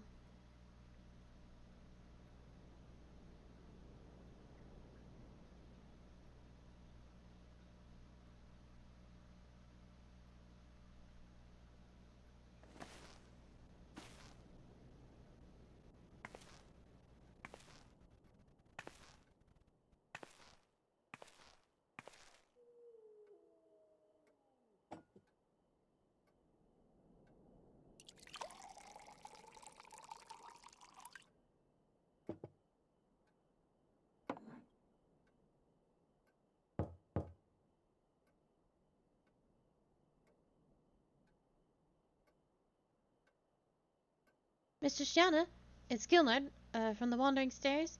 I apologize for calling so late.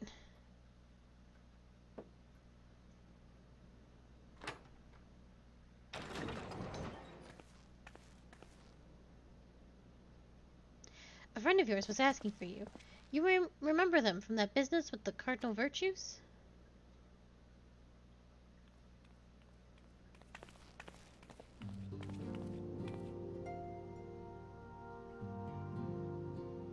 Lally-ho, stranger. So if you had done all of these already, I think you got to pick who you saw. But I have only finished hers.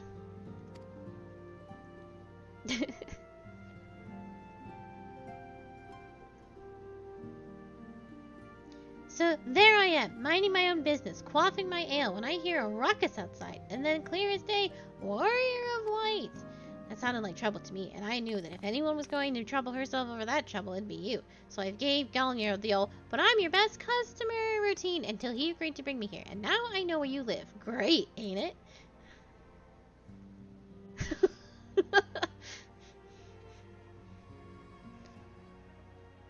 At least, like, not great.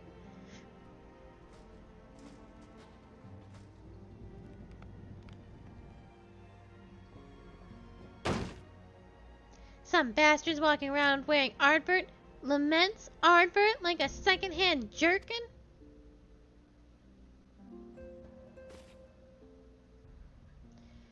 I don't know what's more offensive, that or that you let him leave without a proper dwarven decking. Hold on, I need to check something really quick. Okay.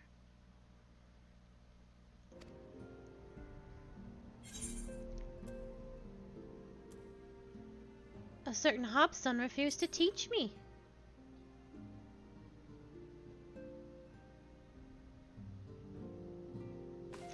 Bah! In a pinch, an improvised decking would have been fine.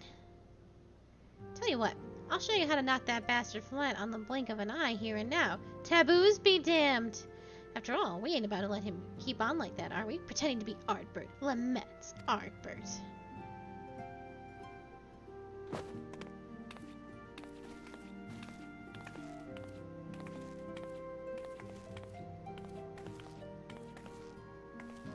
Step 1. Make a fist. Step 2. Extend your arm like so. Step 3. Beat him senseless. Got it?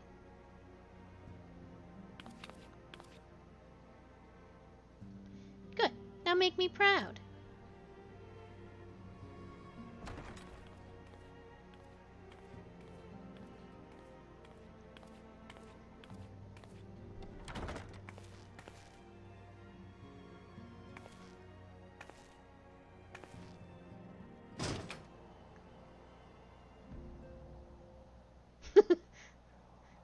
Step 3. Teabag.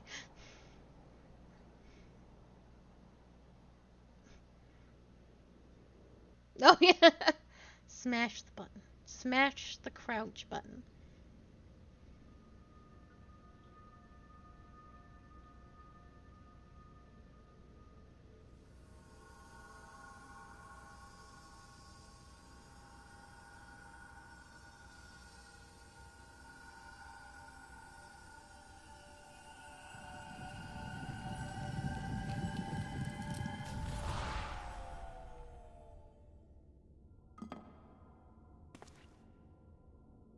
Foiled again.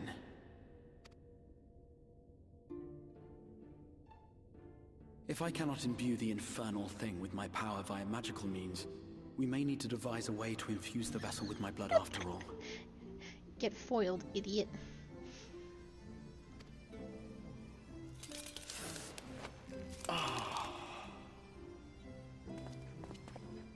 Art thou unwell? He looks great.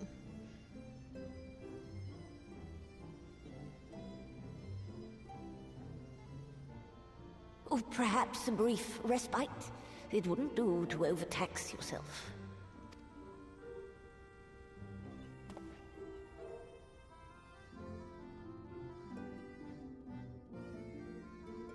I'm fine.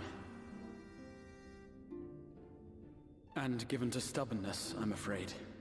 Especially when I have a stake in the outcome. I'm fine, he lied. Like a liar.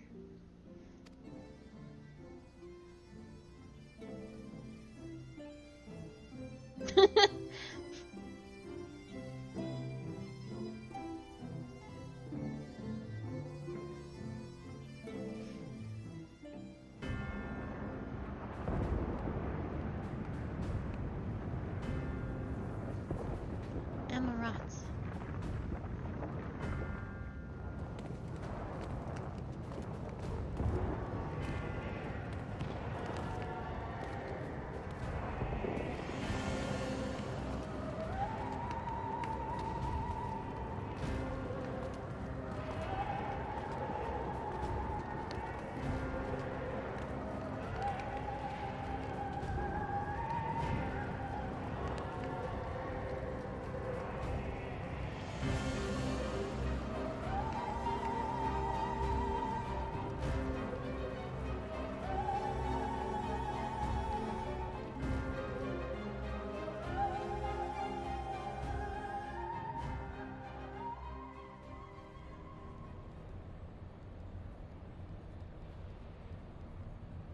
the dream again.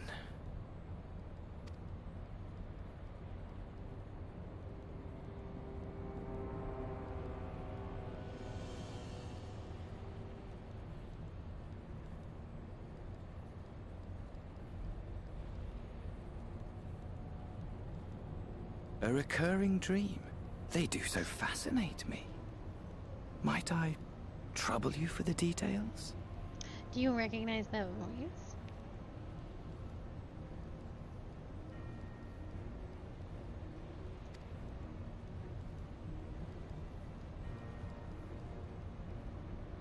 I have always dreamed of it.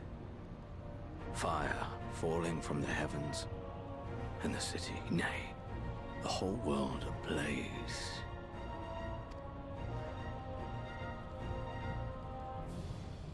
Indeed. Could Emmett Selk have found a way? Precious few possess memories of the final days.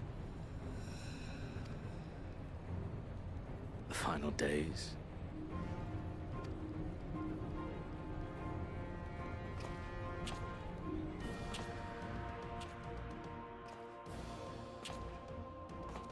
Why, yes. Admittedly, my knowledge is mostly second-hand, but if you are interested, I will gladly tell you the tale.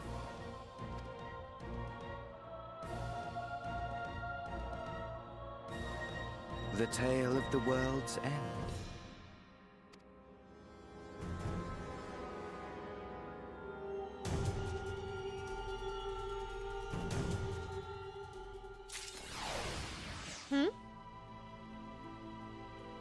It should be.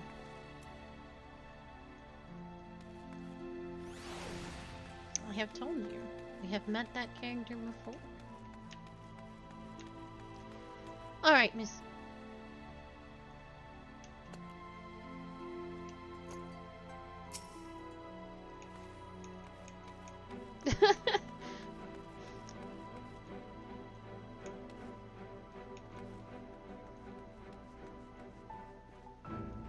It do be like that.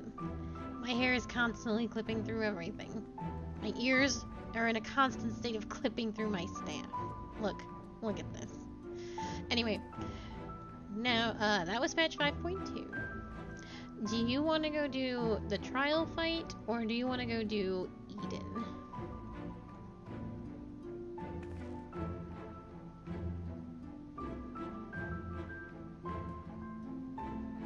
Eden? Okay, I don't know. We should be able to get through Eden today. I am not going to be doing so. I do not want to do patch 5.3 until I have caught up with class quests. So I'm very, very close in some aspects, less so in others. So what may end up happening is that I do a week of it will be a week of crafter classes. If I cannot get it, but I will only give myself a week to catch up, because we have that time to spare. And if I can't get those classes up to where they need to be, then we just don't see the extra quests. I'm pretty sure I can.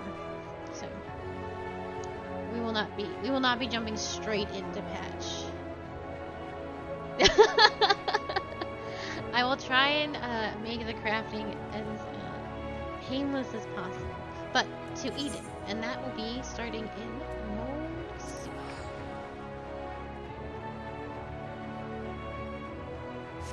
It depends on how long it takes me to get Red Mage to 80. And how much dilly-dallying.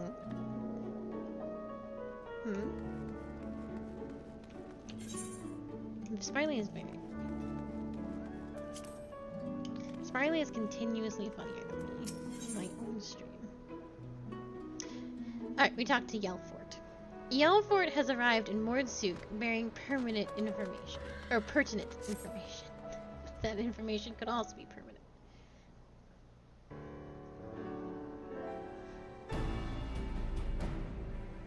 Ah, there you are. I'm part of the team helping with the highly classified and very, very secret thing. The fact of the matter is, I've come to inform you of a rather interesting development. It's about the girl who was brought back from the empty She's finally woken up, you see. Yelford! And Akali too! We heard news from Thancred. Is it true? Why, yes, it most certainly is. Apparently her name is Gaia. She claims to be a free citizen of Yulmore, although she remembers nothing of the events leading up to her attack on Eden. She's lost her memory. Parts of it, at the very least. We also cannot be sure whether she's telling the truth of it or if it's merely a ruse. She's yet to display any hostility, which is encouraging, I suppose. And Thancred's with her now, is he? Yes, he's taken her to Yulmore, mainly to verify what she's told us so far. Quiz the locals, that sort of thing. After that, the plan is to come back here. Though they're taking rather longer than I anticipated, I do hope nothing is amiss.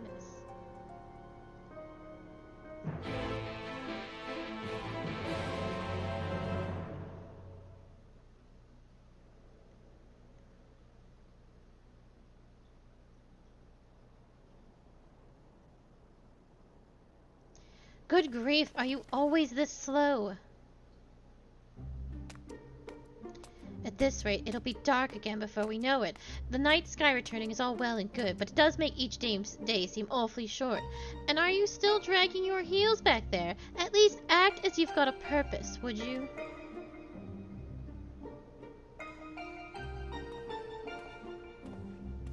Now look here, I'm not one of your servants. Why don't you go try carrying your own luggage for a change? Thancred, you're back!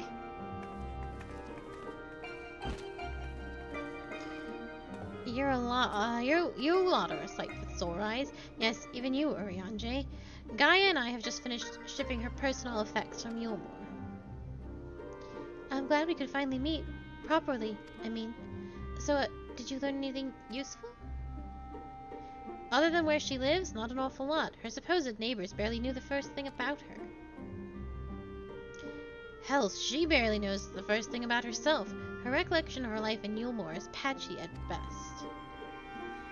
But she seems convinced that she'll regain her memory if she accompanies us, and she invited herself to join our merry band, and for her first act she ordered me to carry her luggage. If you insist on standing around talking, might I suggest finding a place to sit down first? My feet are killing me.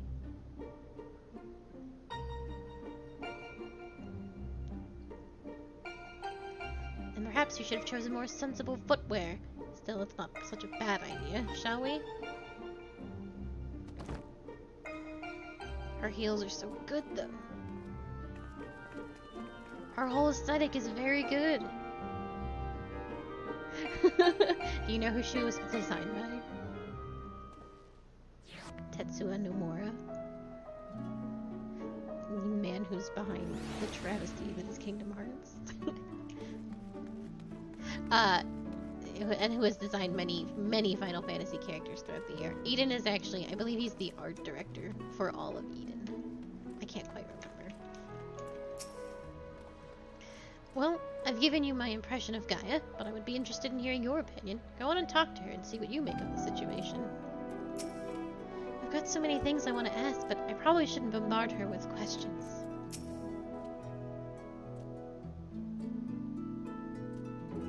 Amnesia. 'Tis troubling, though not entirely unexpected.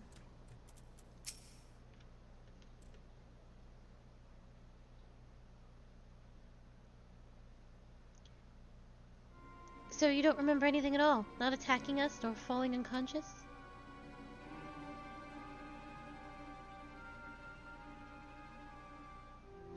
Such selective amnesia would rightly raise suspicion within those of a cautious mind.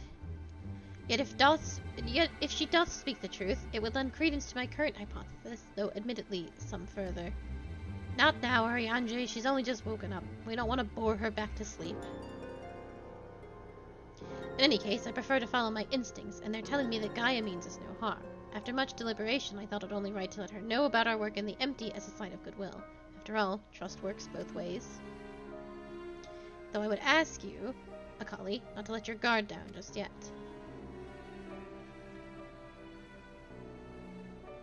So you're the one I'm supposed to have fought? Come to think of it, I recognize you from somewhere. Maybe I just have one of those faces. I am a cat girl. There's billions of us. Billions. Or perhaps you didn't just make much of an impression? But to be honest, I do feel that since meeting you, those hazy memories are becoming slightly clearer. It's like remembering fragments of a dream, only to realize those things actually happened. It's as though my whole life has been leading to this. Thou speakest as though thou didst expect these events. I guess you could say that. It's what the fairy tells me.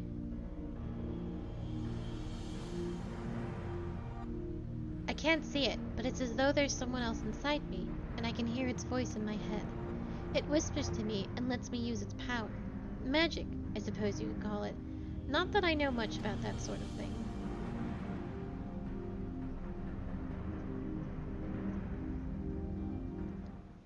And thou power alloweth thee to tear open the fabric betwixt realities, that thou mayest call forth the aether-starved denizens of what remaineth of the 13th?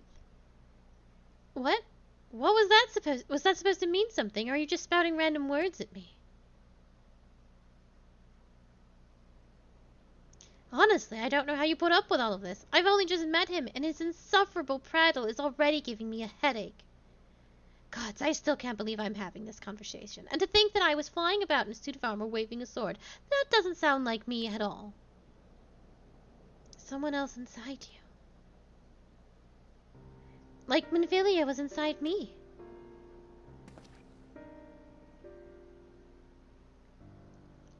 The similarities cannot be ignored, though it is too early to say, with certainty, Gaia may well be the Oracle of Darkness.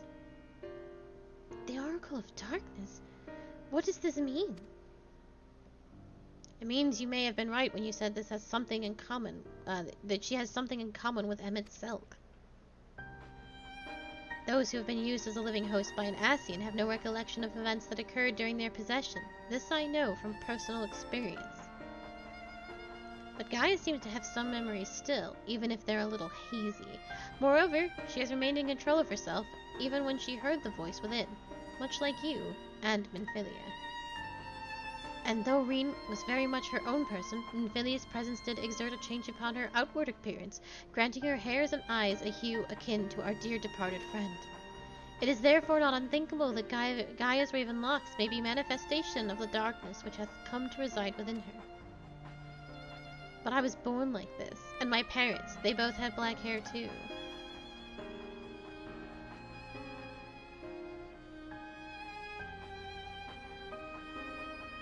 Or at least I think they did. It's been so long since I saw them, I can't remember too well. But enough about me. You're Minfilia, aren't you? The Oracle of Light, who they were hosting in Yulemoor. That's right, though imprisoning is a better word. They kept me locked away, and I didn't know much about Yulemoor and its people, or the rest of the world for that matter. I see. And how exactly did the Oracle of Light come to run in with the Warrior of Darkness? Well, it all started when...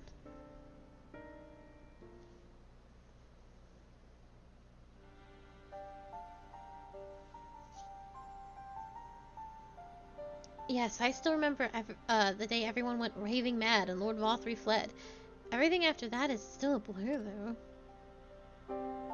From what Gaia's told me, she wasn't part of the mob that attacked us, but how was she able to resist Vothry's control? Mayhap 'twas the intervention of this fairy of whom she speaketh. As curious as it may be, we still don't know why she appeared out of nowhere as soon as Eden took flight.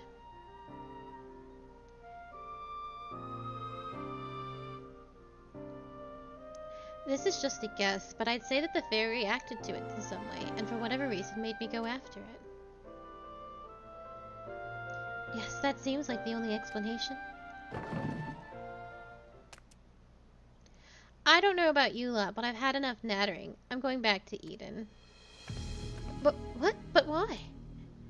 The fairy wanted something from Eden, and knowing what this is will bring me a step closer to discovering exactly what has been living in my head all these years.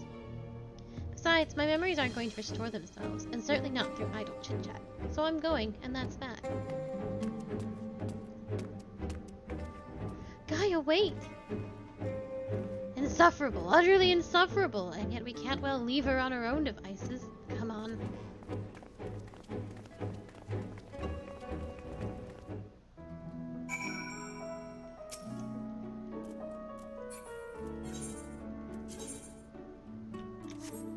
I'm gonna actually walk, because I think so.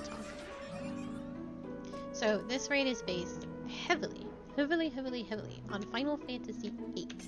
From themes to story points. So Gaia's talking about a fairy that's talking to her in Final Fantasy VIII. And I genuinely cannot remember the reason for this. Characters can hear... You're playing as like 2 separate parties.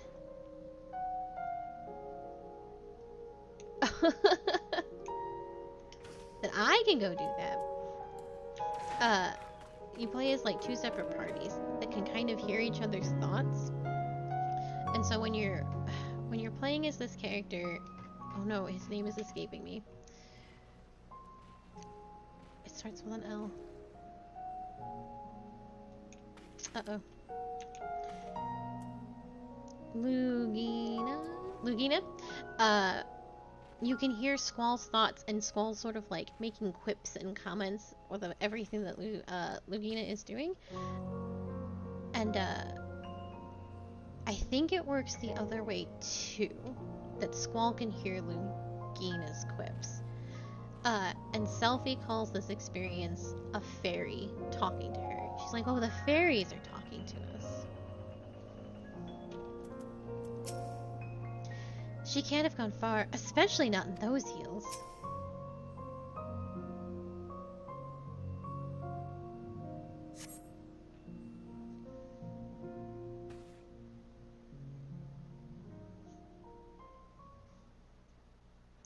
Get away from me.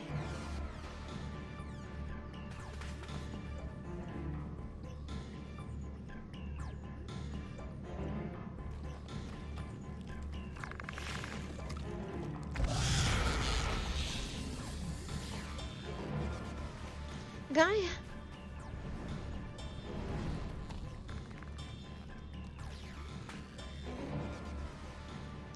Seems I have no choice.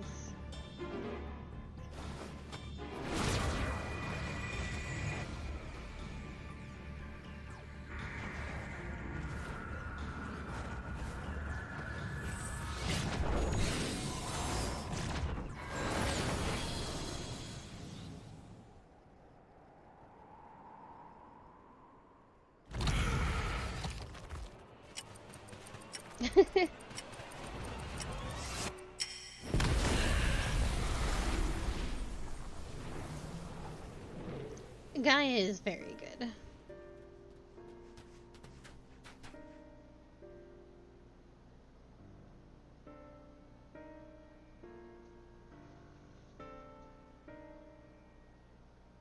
What am I?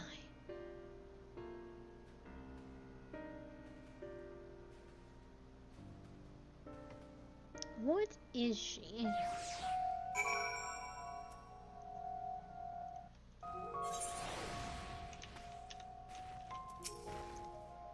I'm not entirely... A child. I'm not entirely sure what I just witnessed, but I'm glad she's unharmed. Powers befitting the Oracle of Darkness. When you fought Gaia, she opened void gates, yes? Back in the Source, portals such as those were all too common, but tearing open the veil between the 1st and the 13th is a different matter entirely. We should be thankful that she's not of a mind to turn that power against us, for now. A most fascinating application of ethereal manipulation.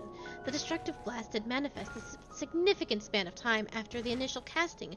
With significant mastery of such a technique, a second spell could be made to smite the target at precisely the same moment. While it would demand exceptional ethereal control, its tactical potential cannot be denied.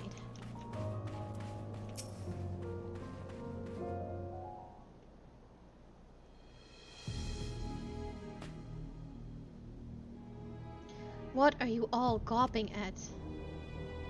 I don't mean to stare, but it's not every day I see magic like that. So this is the power of the fairy you spoke of? Ever since I was a child, it has whispered to me, telling me what to do. That's how I came to use its power. But there are things I can't even explain.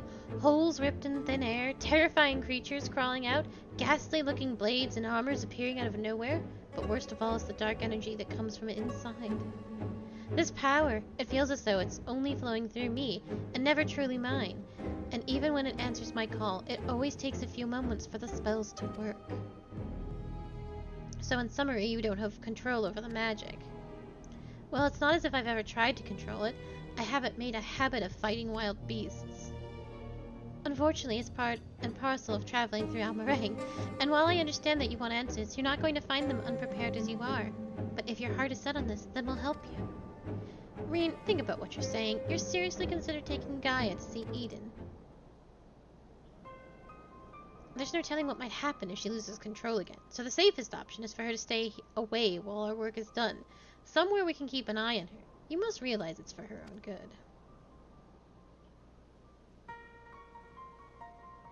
I must concur with Thancred's assessment. At present we know precious little of Gaia's origin, and less still of her powers. If she is indeed the Oracle of Darkness, her presence may complicate a task already fraught with peril, placing our mission and her own well-being in jeopardy. In full knowledge of the risks, dost thou still wish to pursue this course? I do. It wasn't so long ago that I was living in isolation, being held against my will. Maybe the people keeping an eye on me thought that that was for my own good too.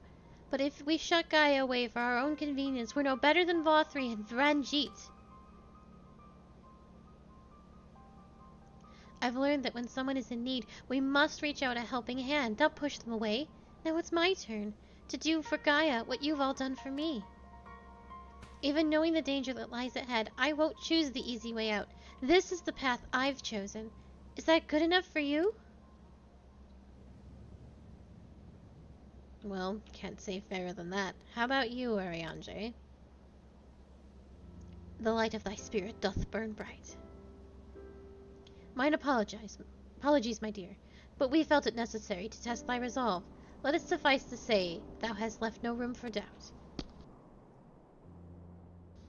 For what it's worth, Reen, I never doubted you, but make no mistake, the danger that Ariange and I spoke of is all too real. If you're prepared to go through with this, we'll be right there beside you. That means a lot to me, thank you. I couldn't care less who I travel with, but if we're going to go, then let's get going already. There's supposed to be some sort of craft waiting for them in the southern watchtower, yes? Come along then, and don't fall behind.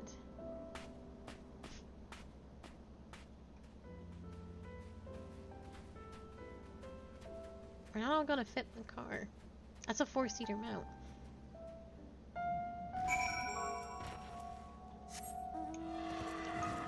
Somebody's gotta sit on my lap. Ariange? Saddle up! I said Ariange, saddle up.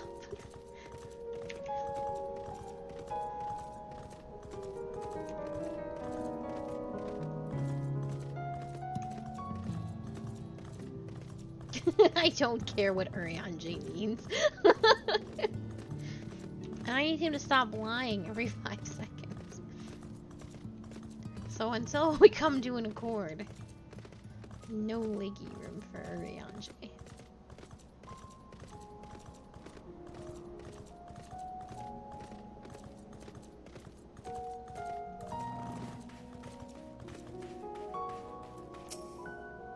Put him in the truck. Of course, I'm worried about what may happen when Gaia gets close to Eden. We'll keep a close eye on her, make sure she's alright. Though our circumstance has changed, our mission most assuredly hath not. Restoring life to the empty remaineth our primary objective. Why couldn't you leave this craft in Mordsuk instead of all the way out here? Actually, don't bother explaining. Whatever the reason is, I'm sure it's something frightfully uninteresting. Let us be about it, shall we?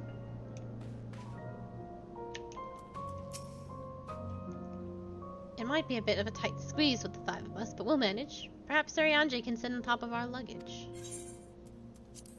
We're right. Sprightly was right. We're putting Ariange in the trunk.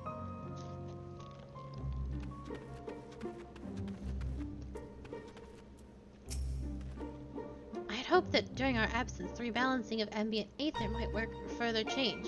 Alas, 'twas not to be. Oh no, I do love Ariange. As usual, we should keep our sojourn here as brief as possible. Let's tend to business quickly. Everything seems to be fine here, as far as I can tell. As for Gaia, she hasn't started attacking anything yet, so I'll take that as a good sign. So there it is.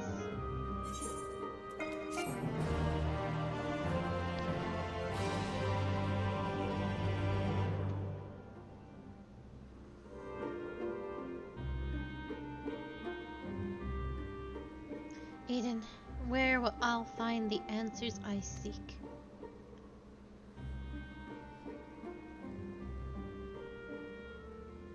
The bringer of the flood, the first sin eater. Would it lead me to my past or my future?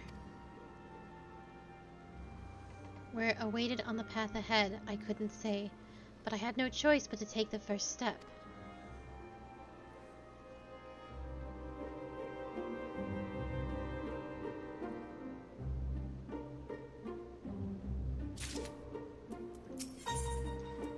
Gaia is lost in thought as she gazes towards the silent giant on the horizon.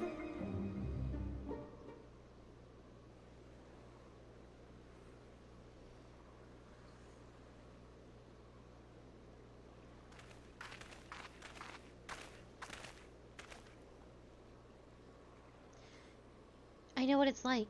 It was the same for me. But I was lucky because Thancred freed me from Yulmore, and I had a chance to see the world. More importantly, though, I met all kinds of people, and they taught me not to live in another shadow, but to be myself. Maybe one day you'll have that chance, too. Said your piece, have you? One day? What's that supposed to mean? I don't know how the great Oracle of Light sees such things, but for someone like me, who's only known life in Yulmore, there was no tomorrow, there was no future, only the here and now. And while we waste time on these meaningless conversations, I feel each moment of my life slipping away. Time, it won't wait. Not for me, not for anyone. I don't know how much longer I can hold on to who I am. I'm sorry, Gaia. Gaia. That's probably not even my real name. It isn't? When Thancred asked me my name, I couldn't remember.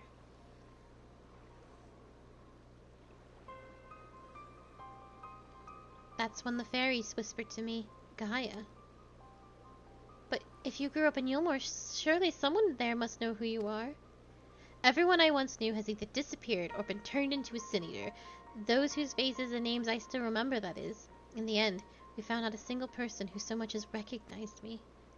As far as I can recall, I've never been the most sociable person, but still. Well, even if that's not your real name, I think Gaia sounds lovely. If you're happy with it, then that's what I'll call you. And if you're willing, instead of the Oracle of Light, please call me Reen. It's not the name I was born with. That's long forgotten now, but the one with people whom I consider family gave me. Is that so? Well, as much as I'd love to keep up this chatting, and there's something that's bothering me. I thought the fairy would have reacted to Eden in some way, but so far, nothing whatsoever. From what I gather, it wasn't until Eden started moving that I appeared out of the blue. Perhaps if you were to actually try flying it somewhere, the fairy might break its silence. If you've got elements to restore or whatever it was, why don't we hurry up and get it over with?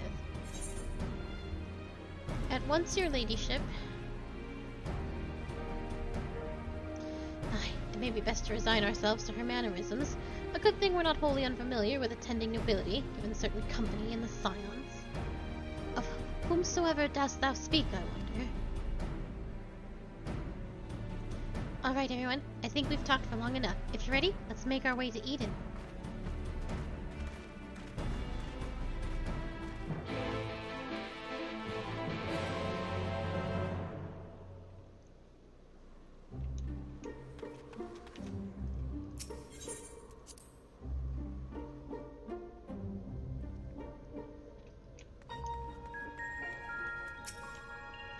My memories, I think they're slowly coming back to me. My mother and father would constantly blather on about the flood of light could return to end the world when we least expect it, and we should live each day as though it were our last. They would often say, "I wish this moment would last forever." That was until they were selected for ascension by Lord Vothry and were never to be seen again. Since I have no other relatives, or even any close friends to speak of, I was left alone in this world. A past like that hardly seems worth remembering, does it? Reen's little chat with Gaia reminded me that, for all our obvious differences, there are things we have in common. I too grew up not knowing who my parents were. The day Louis Soir gave me the surname Waters was one I'll never forget. Years later, it was under rather more desperate circumstances that I gave a certain young girl the name Minfilia. Little did I know that it would end up crossing time and space, taking on a meaning I could have never foreseen. It came to be passed on to one girl after another, binding them to a fate not their own. In a sense, it may be said that I chose not only one, but two names for Reen. But by whatever name she is called, she is truly her own person now. And essential to our lives as names are, I believe that isn't the name itself, but the bonds it symbolizes that matter most. Yeah, sure.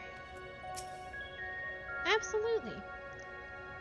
Come along, Zoo.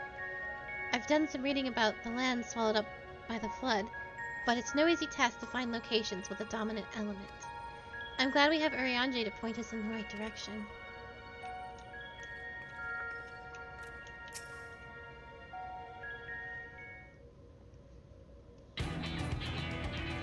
Following the initial changes wrought by the release of water and earth, the empty hath displayed no further signs of alteration. Stability may call this, and be satisfied, but in truth it is passivity. A passivity stemming from light's ever-persuasive, presence. If we are to break the status quo, we must needs employ a catalyst, a third element that shall rouse and stabilize those unleashed energies in activity.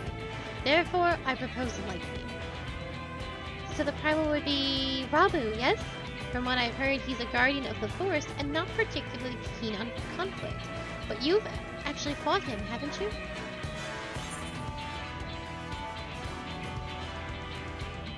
He's half man, half beard, and another half beard, for good measure. Ah, yes. Thancred mentioned that he more closely resembles a person than a beast, unlike most other primals, and apparently he tends not to move about much. I'm glad to see our lessons have paid off.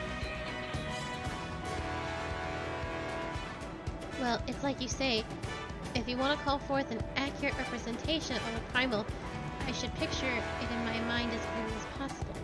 At the very least, it's worth a try, but the rest is up to Akali.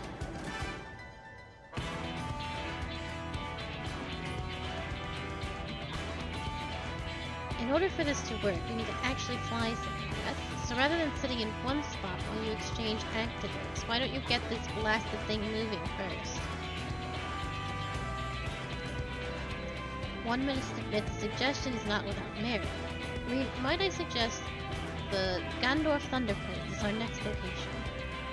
These plains, it is writ, are perpetually blanketed in storm clouds, and the only source of illumination, the ceaseless barrage of lightning, the ambient aether that lingereth there, shall provide ideal conditions for the sunlight. Then that's where we're heading. Come on, Eden, we've got a job to do.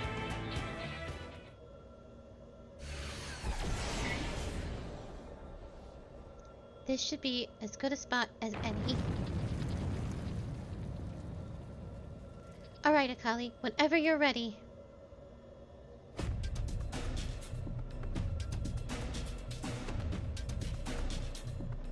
Memories of Ramu flash through your mind.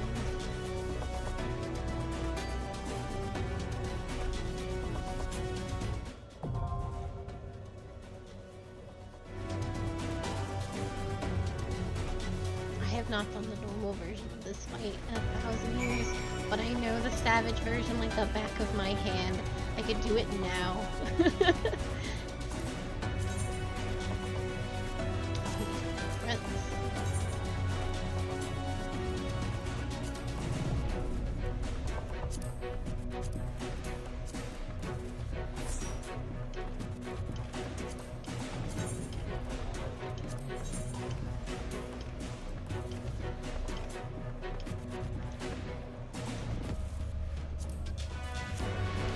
Because we are in a crossworld party. Uh-ohs. I am 452. What is your ID level? Okay, we are not high enough level to get in here, actually. So we gotta go fix that really quickly.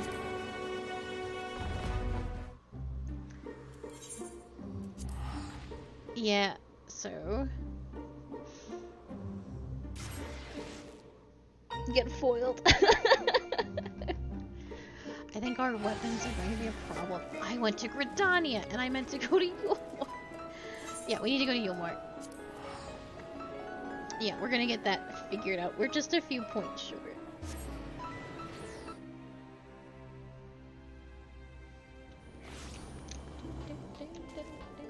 As I spin around in a circle several times. Weapons are going to be the biggest difficulty we have.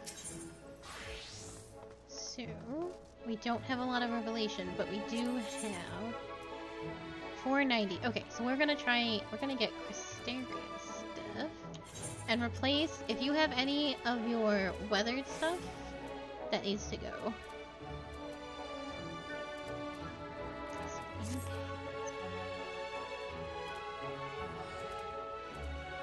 Whatever the blue and gray one is.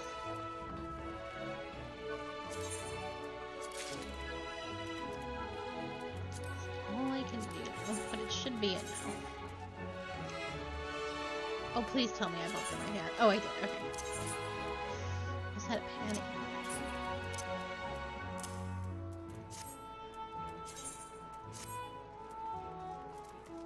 There we go. 457.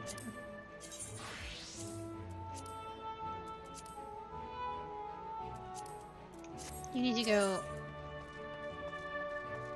to Tombstones of Eldorite. You need to go to armor, not weapons.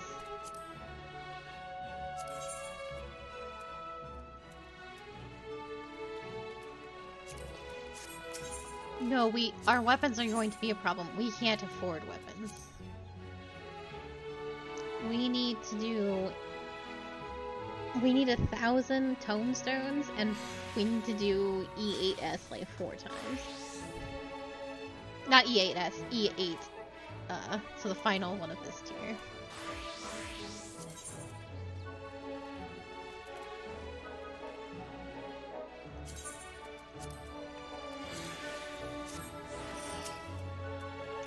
So what can you afford? Let me look at you. So... you can only buy one thing.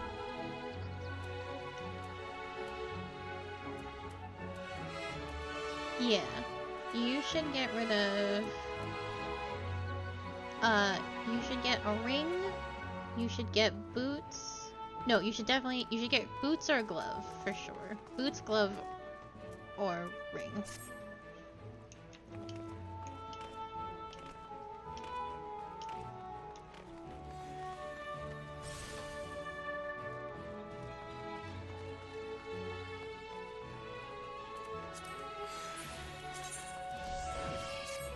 No, yeah, you can't.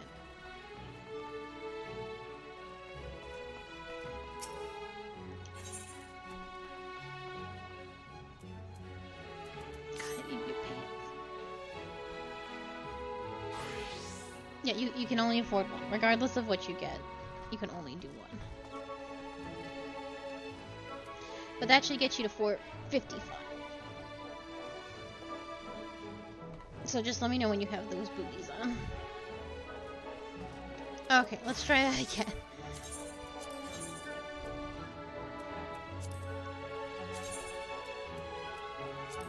Yeah, we're going so fast that we don't have the ability to get the tomes for gear.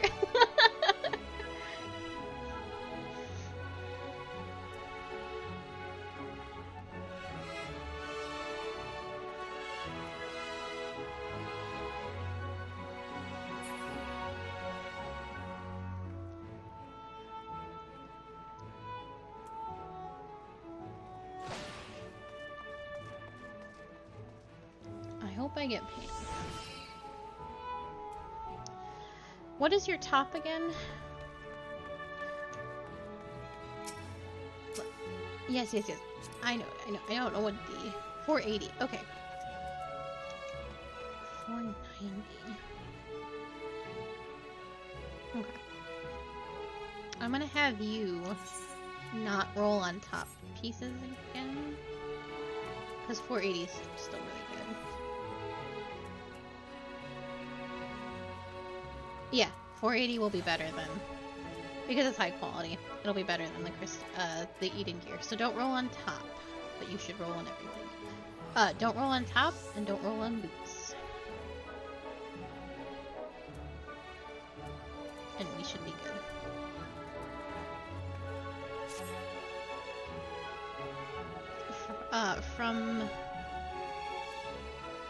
We should be getting tomes. We should be getting. Yeah, we will get 10 from this, so we should be able to afford a ring, a Crystarium ring, but we still want an Eden ring. Fancy.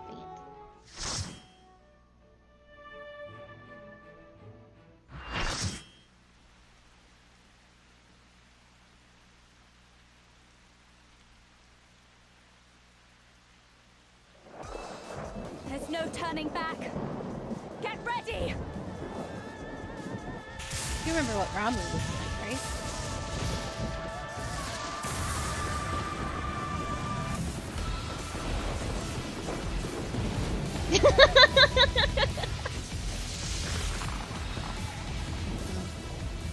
So, this is Ramu. Exactly like I remember.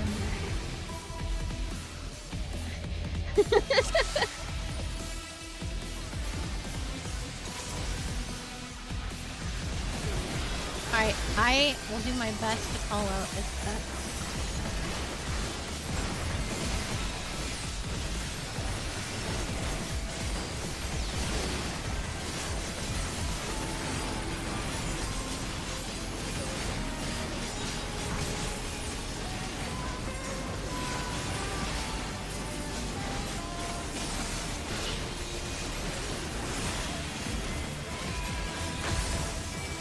We want to go towards the smaller staff, which is over here to the left, all the way to the edge. There you go. And then you can go back. We all need to grab a ball. Just grab one. Yeah, make sure, so every time you get hit by lightning, grab another one.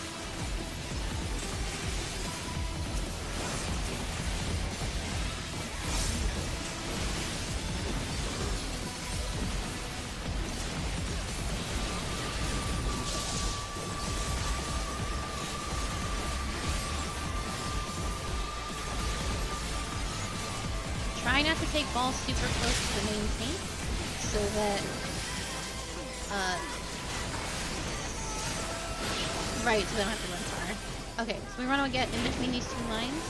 Don't be in the middle, don't be in the middle, don't be in the middle. There you go. I meant the line's almost better. I know, I understand that was confusing. Go into the path where there isn't an Ixion, so you are in the right spot.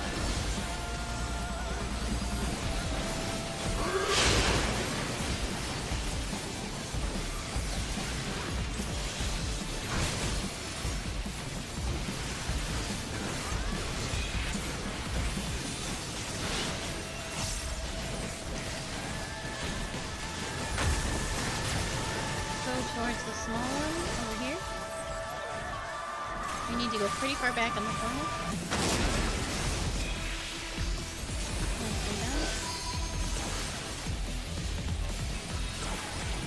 Make sure balls have worn off, so make sure you grab another one. Good.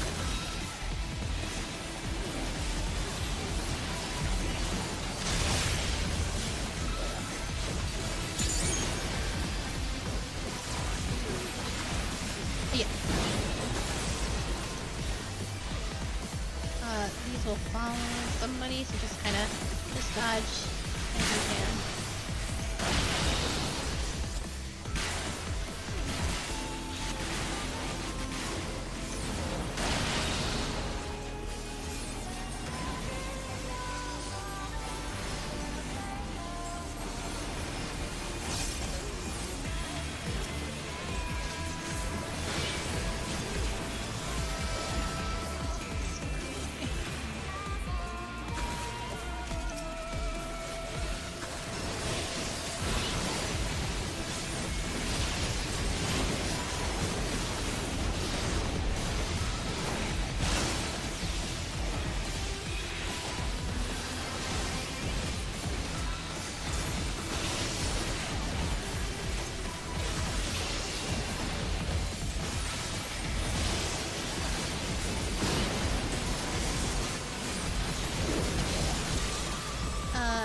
the safe lines, there's Ixions behind you.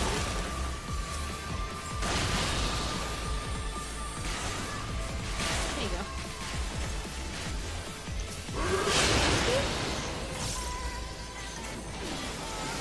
At the very last minute, you went across the street. Got hit by a...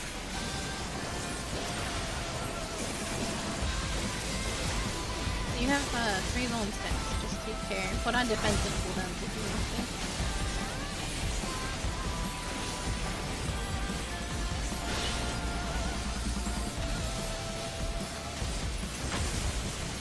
Small one. 2 people will have clouds, so they want to go into the opposite end. So he's gonna go there. You... Well, that's not bad. I need to see. That works. That was actually really good. Yeah, you did it good.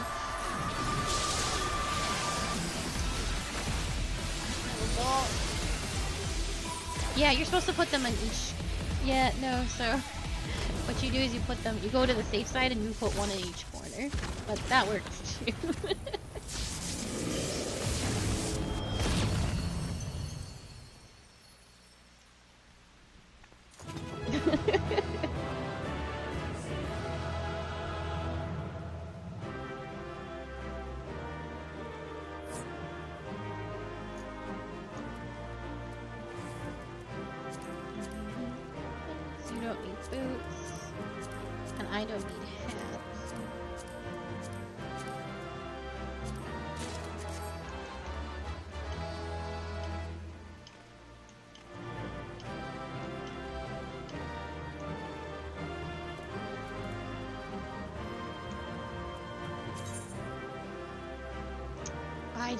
I won.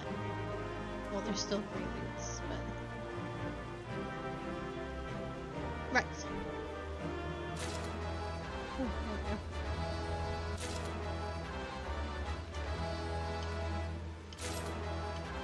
So, before we leave, this fight had one of the coolest things in Savage. I will use waymarks to show it off because it was super fun. So, in Savage, he summons towers, the big towers that we had to like pick a sign for, in each of these lines on both sides. So, on this side and this side, they're the big towers. And then these are all going to do a giant lightning thing. There's an Ixion running through the middle, and there's also Ixions on one of the sides. So you had to pick which side was not going to have Ixions trample you. And so you waited, and then, oh no, he ran down the middle. A tank had to stand in front of him to take the tank buster. And then he ran down the middle and broke all the poles, which sent us flying back. But because the lightning poles were also broken, they absorbed the lightning damage. And so there was a safe spot right here, across all of the lines. And then there was Ixions across the way, and you had to go to the safe spot. You had to find the one spot that didn't have an Ixion. So if you were here, and the safe spot was like there, you were just like, ah! It was fun though. I really liked it. It was really cool.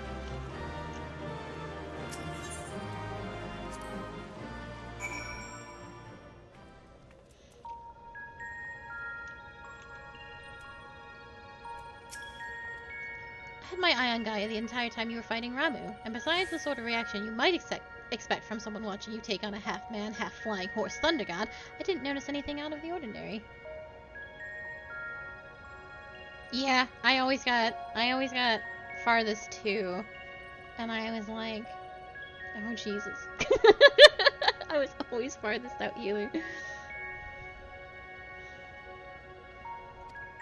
The fact that Eden itself also showed no signs of being affected by her presence can only be a good thing, but I'd understand if Gaia herself were more than a little disappointed that she's no closer to the answers she seeks.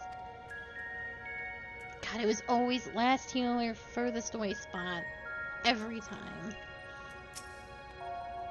So that thing was created based on your memories. Maybe there's a way we can use Eden to summon the fairy like that. Once again, 'twas a most superlative display of thy appurtenance.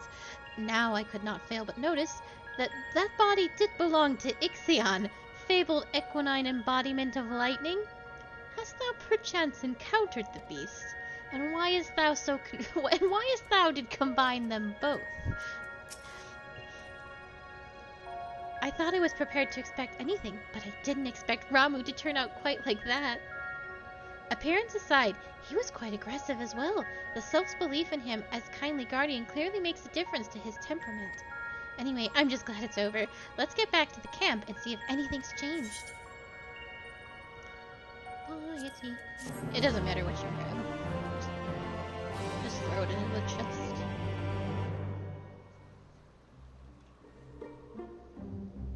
The soup.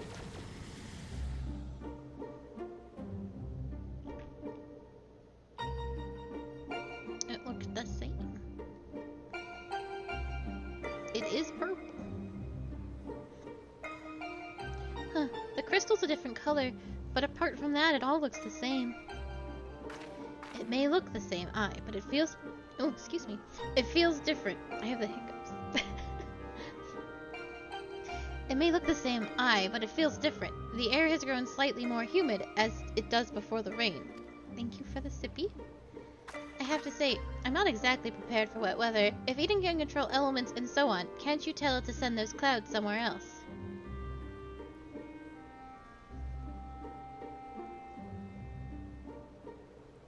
Yeah, whatever the dungeon's called where you fight Herace Velgar. Speaking of which, I'm not very impressed with its so-called powers. If changing yellow crystals to purple is the extent of its abilities, it's no surprise the fairy didn't bother showing up. I hope that whatever's next is more worthwhile. Rather than influencing the ground beneath our feet, Eden hath brought change to the firmament above. And yet 'tis clear that a more dynamic element is required for the natural cycle of precipitation and evaporation to be complete. So we need movement. Would wind do the trick? Most certainly. It seems we have a plan. Let's not dwell too much on the effects of each individual element, and instead focus on seeing them all restored. The power of the Oracle, not to be sniffed at, it seems. All my life, you are a constant companion, your voice ever seeping into my mind. Why then, of all times, did you abandon me? Death even to the crashing of thunder, or were you simply biding your time?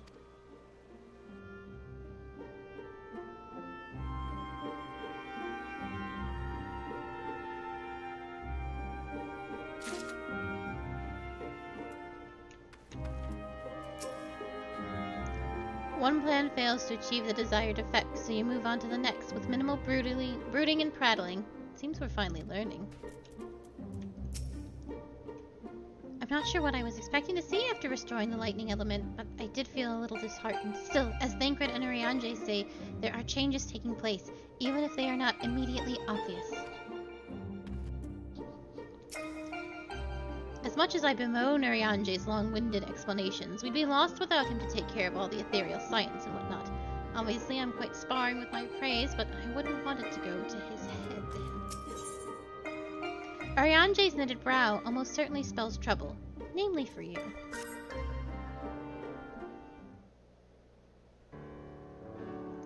Ere we set out once more, might I ask if thou art familiar with the process of which rain is made to fall?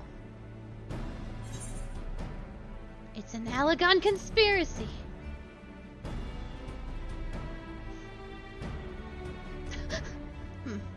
It certainly would not be beyond the Alagons to manipulate the weather, if such is thy suggestion, but it is of naturally occurring phenomena that I would speak.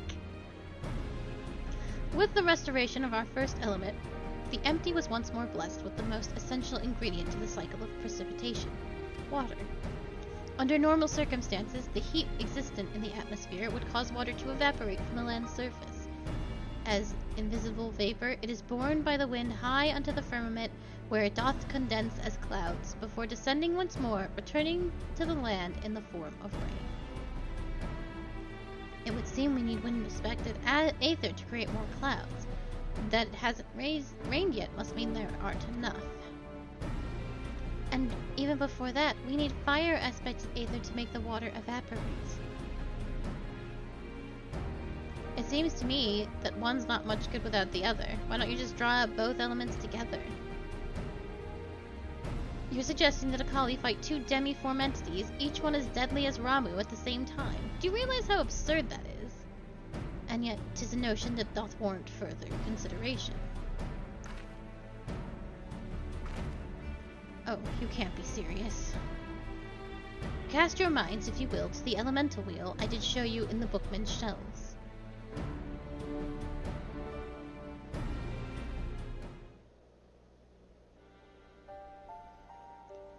When giveth rise to lightning, whose spark doth produce fire, by restoring both wind and fire in tandem, we may retain balance between these dynamic elemental forces. The ensuing battle shall indubitably present an ordeal unlike any Akali hath ever faced. I believe, however, that this path doth lead to the prize we seek.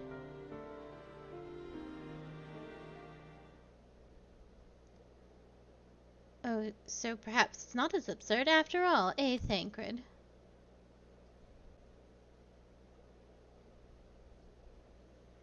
I wouldn't dream of questioning Ariandi's grasp of science behind it. My concern is the burden this would place not only on Akali, but Reen as well. What do you both make of the plan? If Arianji thinks it'll work, I'm willing to give it a try. As long as you know what you're letting yourselves in for, you're going to need all your strength, so see that you get plenty of rest.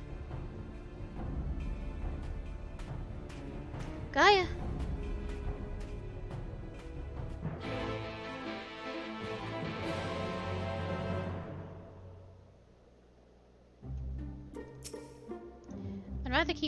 I'd rather Reen keep her mind on her work here than worry about Gaia. Mind you, it'd be better for them to clear the air before we go any further.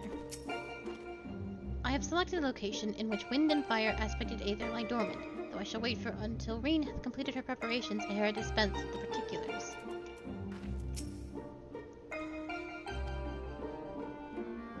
It seems Reen is reluctant to air her concerns. Were you to rally her spirits, she may become more willing to talk. Let me go talk to Gaia first.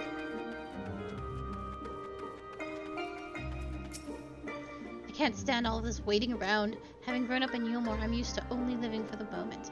We never had a reason to concern ourselves with later, tomorrow, the future, and so on. Those things simply didn't matter. But after Lord Vothri disappeared and the night returned, everyone in Yulmore started thinking differently. I was only there for a short time with Thancred, and I couldn't believe how much it had changed. It was almost as if, though under Lord Vothri's rule, time had stopped moving altogether, and when it ended, life went back to how it was supposed to have been. They realized that they had their whole lives ahead of them, to make plans and look forward to a new day. It feels like I'm the only one who can't move on, as if I'm stuck in the past. What's worse, I can barely remember any of it. Even so, I can't stand the way they act as if the past had never happened, choosing to forget it all.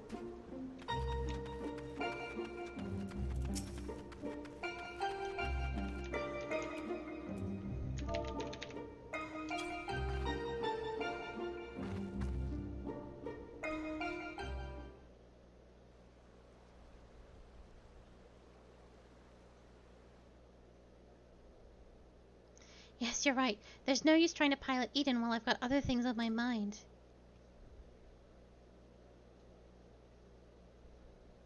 It's about Gaia, you see?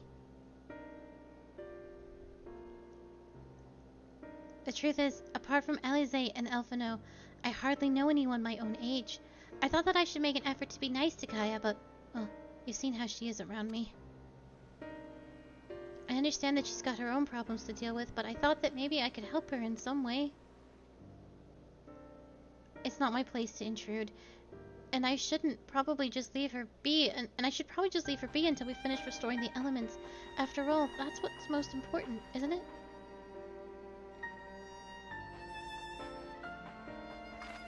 Let me talk to Gaia while you concentrate on the task at hand. is what I would have said once upon a time.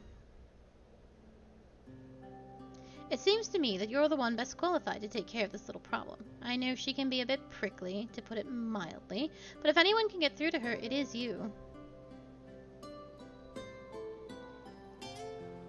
Although we've only known her for a short while. We're all she's got, and I think she realizes that. Just let her know she's not alone, and she'll come around eventually.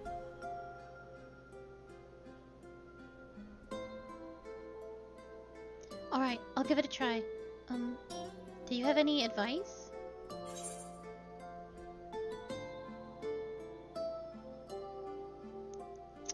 Thancred is probably better with women than Urianger.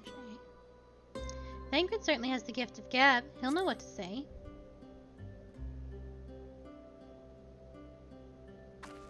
I'm afraid that since arriving in the First, I've had little time to mingle with any of the locals, and I haven't got a clue what young women like Gaia would be interested in. That's given me an idea. I'll start with some small talk and go from there. Actually, since before she even woke up, I've been asking Lena about what's popular in the Crystarium. I thought it might be nice to show Gaia around the place one day, you see? So that's what you were doing. I suppose it makes for a nice change of pace from all the studying. And I must commend thee on thy choice of confidant. The captain's powers of observation make her a veritable font of wisdom concerning the behavior of the Crystarium citizenry. And now it's time to put that knowledge to good use. Don't let fear of rejection hold you back. Persistence is the key. Speaking from experience by any chance?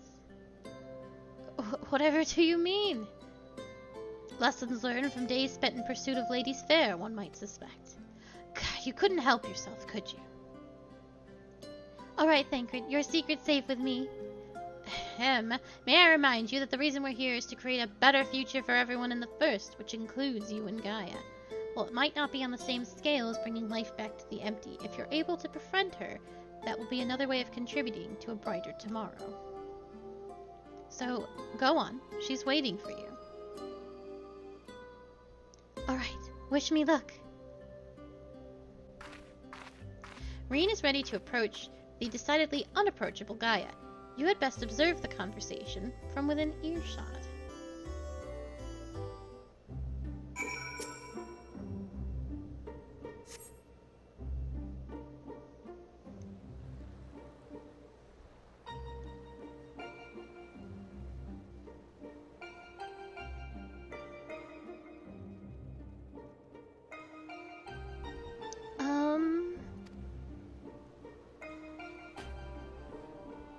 What do you want? We're not eavesdropping because we're doing squats. Oh, nothing really. It can wait till later. For all we know, there might not even be a later. If you've got something to say, hurry up and spit it out. Is everything alright? Not feeling strange from being around Eden or anything? Is that what you came here to talk about? Actually, I wanted to ask you...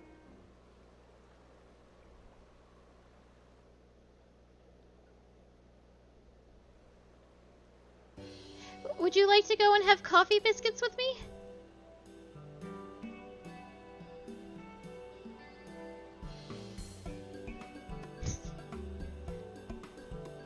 What? Coffee biscuits! They serve them in the second serving in the Crystarium. Everyone's talking about them, so I thought maybe once we finished our work here, you and I could go there together. Let me get this straight. You came to talk to me about biscuits? Yes, they're light and crispy. When you dip them in the coffee, they go all nice and squidgy.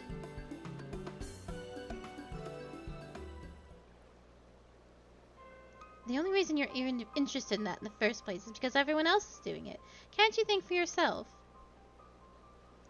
I do what I want when I want. After all, the world could end at any moment. There's so many coffee biscuits. That's not going to happen. Not if I've got anything to do with it. Listen, Gaia, I understand what you're going through. Believe me, I do. But you mustn't lose hope. A new day will come, then another, and another. Life's not so bad if you give it a chance. You'll see. Shut up! You think you know me? Even I don't know who I am.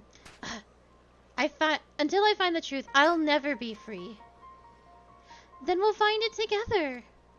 I've seen through enough pain, enough loss, and I don't want to see any more. And that includes you, Gaia. Why do you care so much about other people? What have they ever done for you? I'm sure you haven't forgotten how we Umorians treated you, the precious oracle of light, like a bird in a cage.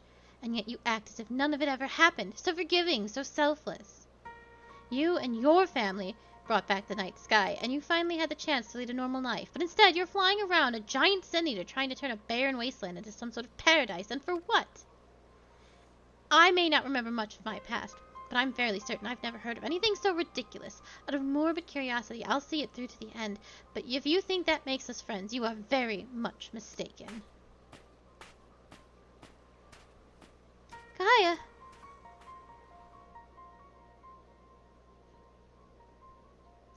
I surmised that to keep Gaia waiting over long would only agitate her further.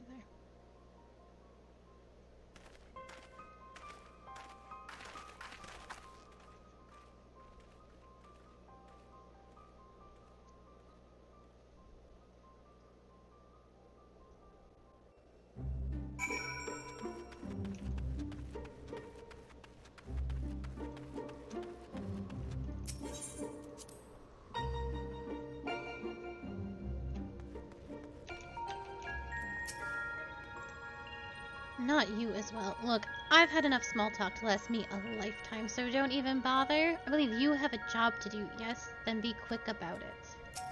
Oh, you're not an NPC. Rain's looking a bit down in the doldrums, but you let me worry about that. We can't allow anything to interfere with whatever goes on in your mind when summoning those primals. I think we've both rested for long enough. Let's get started, shall we? I hope it all goes according to plan.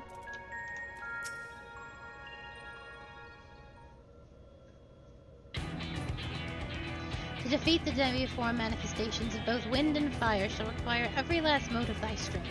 That thou hast triumphed over such beings in previous encounters should be at the forefront of thy mind as we commence the summoning.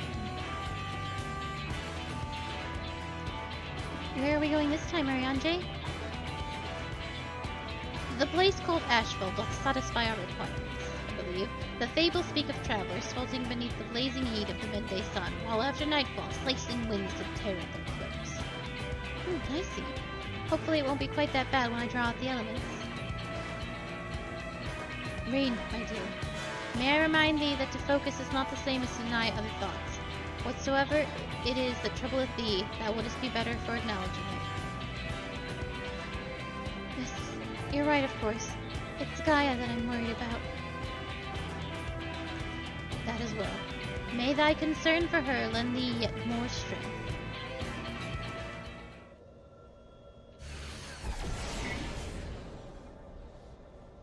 It's time. I will begin drawing out wind and fire in equal measure. Akali will only get one chance at this, so let's make it count.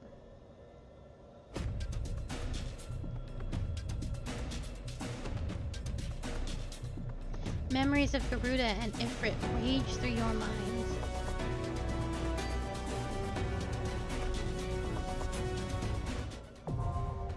Alright, did you get anything that you can turn in for gear? Okay.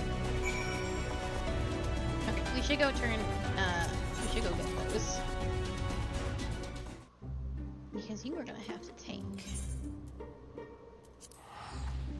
That's the Crystarium again. Yes. Because we are fighting both Ifrit and Garuda. You are going to have to do... Oh, a horrible mishmash. No, no, no, no.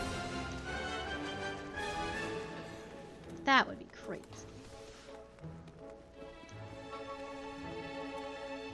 No, no. Alright, so we want Eden's verse... antique exchange. You're gonna want the one night. Need a belt.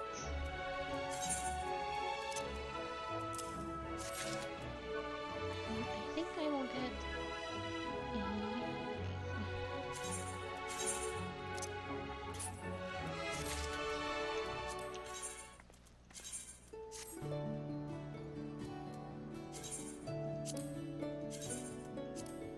Yeah, get the ring first.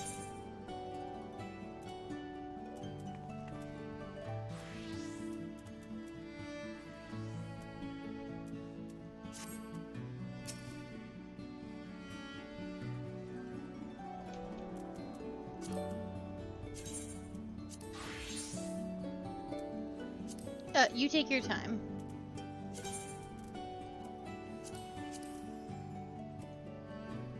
This is not to rush. Oh, you good?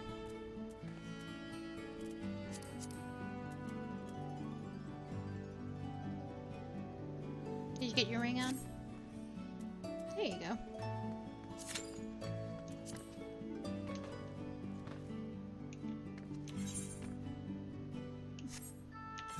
Oh, that's a good sign. Staff's not so bad. 485. Yeah, so it's still better than what we're wearing. It's not gonna last forever. I am in dire need of some pants, though. I know, I do. Ooh, $3.95 is enough to get another ring.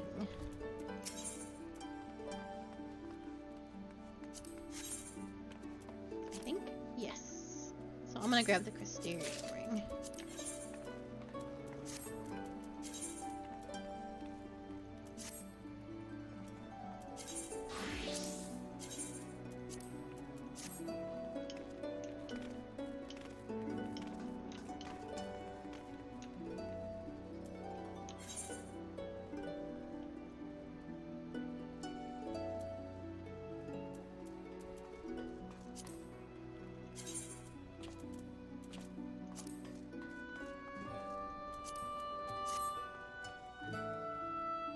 No, get a ring, because you can't get 2 Eden rings.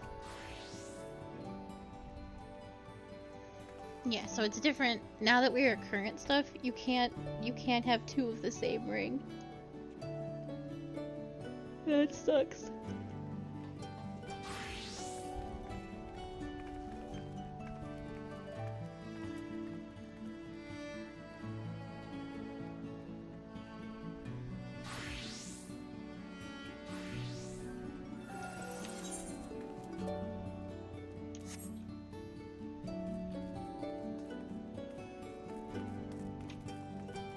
It's not ideal.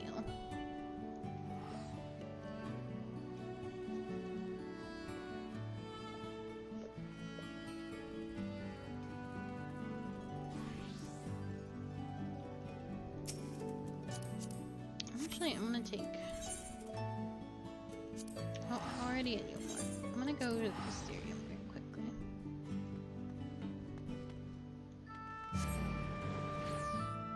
So long as we don't get whisked away.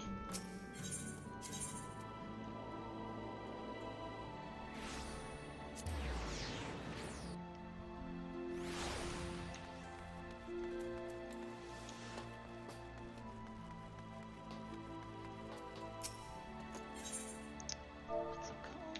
Exile.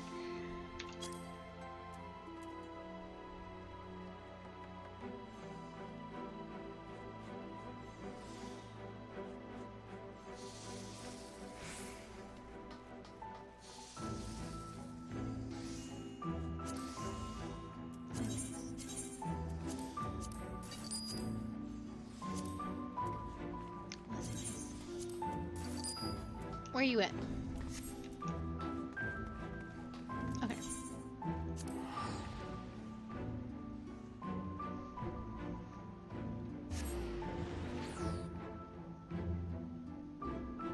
I have something for you.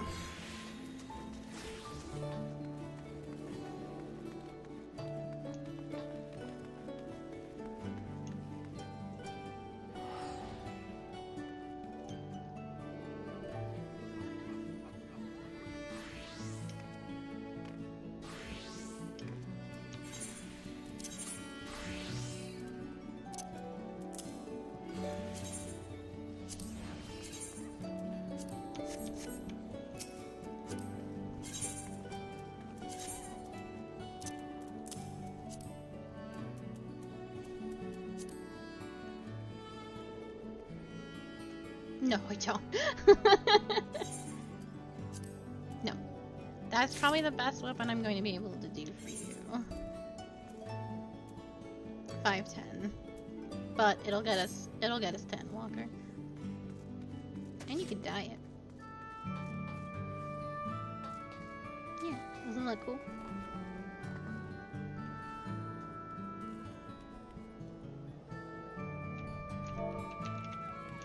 But yeah, that'll help a lot.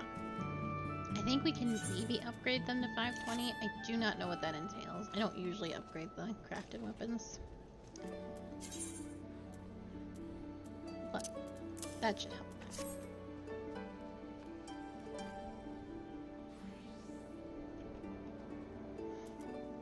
So it's funny that Reen and Gaia are talking about cookie biscuits. There's currently a scam going about. Cookie biscuits is a leave that you can turn in for culinarians in the Crystarium, and they give an absurd amount of gil, and you can do a triple turn in. So with one leave, because you can have up to 99, you can turn up to 9 cookies, and therefore without burning like three levs. So you can do that. You could do that 9 times 99. So you can turn in that many cookies and make millions, quite literally millions. Right. So this has been, because no one could keep quiet about it.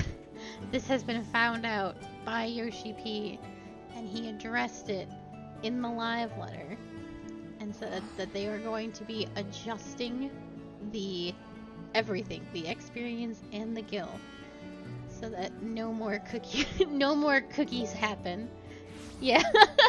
The IRS has been officially involved. They even mentioned it was the cookies in particular, and they said no more of that. I've never done a cookie scam in my life. I'm not a liar. I've never done a cookie scam in my life. It's true. I have not turned in any cookies. I did not abuse that. One, because cookies suck to make, because they require honey, and I think it's 5 honeycombs per, and you get to make a thing of honey. That's garbage. I wasn't gonna do all that. All the ingredients sucked so much. That was the only thing that prevented me when I thought how I would have to go back to Raktika and mine honeycombs. I said no. I won't do that.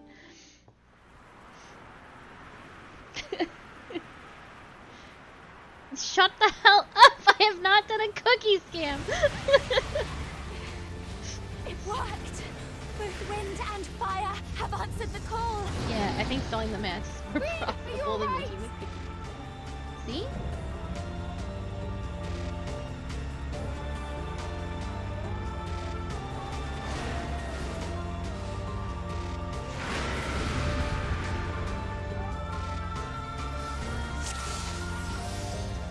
So it looks like Shiro, your coach, is going to grab some Garuda. You will eventually want to put your team. It's true, I have always been always the scammer, never the scam. Stay where you are.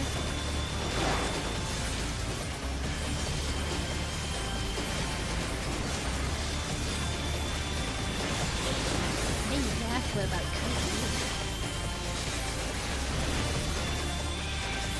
Stand in these people's circles. Get out of the circle.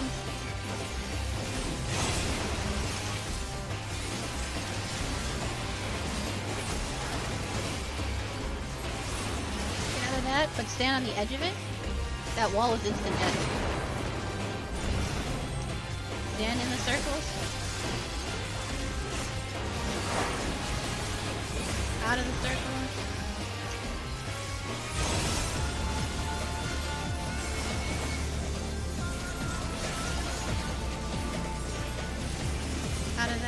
I need to take that away. Don't cross over people with feathers and try and kind of stay away. Whoa, that does a lot of damage. Do not, she's gonna create a line. Do not step on her.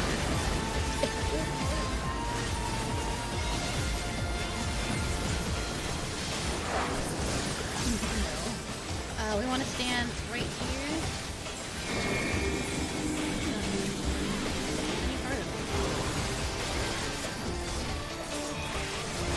I got moved anyway, so I was forced to. No, everyone's over here. Away from that.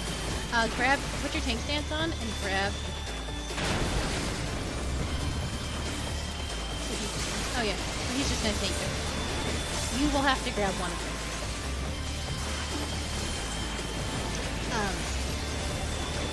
So what's gonna happen is, I'm hoping I remember this correctly.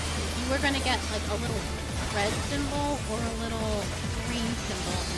If it's green, you want to take Garuda. If it's red, you're gonna want to tank. I believe that's how that goes. Stay away. That's a tank buster. So you want to, if you got that, you want to mitigate and do not stand. Get out of these circles.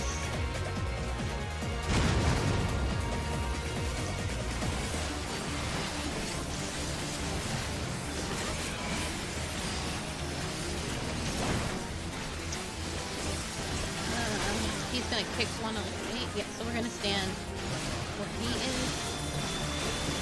He's gonna kick that away.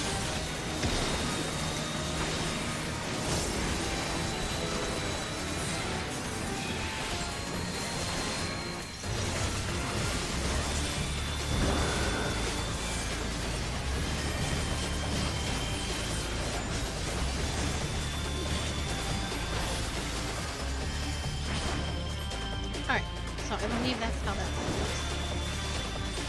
Oh yeah, oh, I guess it doesn't really that. Grab one of them. I hit skip provoke button. I think the root would be best. There you go. So come over here and stand with me. Sorry, I'm remembering, I only remember Savage. Stand in my circle.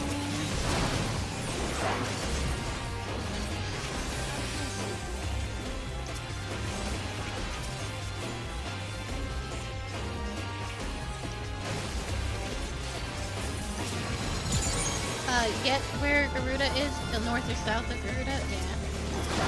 There we go.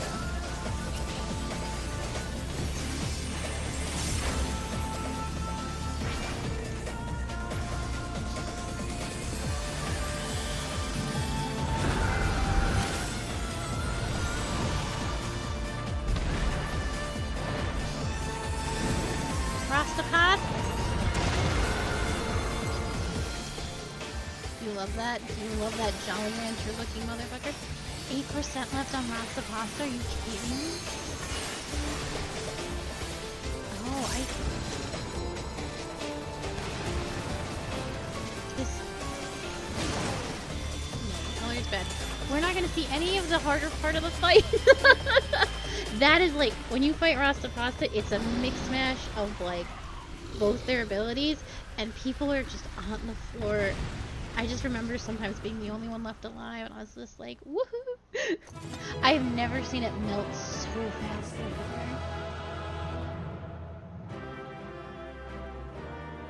before. Yeah, we didn't experience any of that.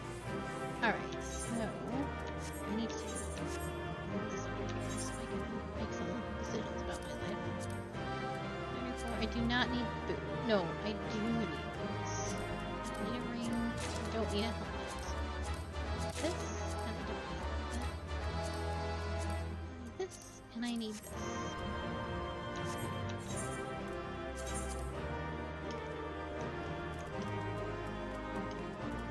I have 2 shirts, and 1 pants, and 1 boot. Okay.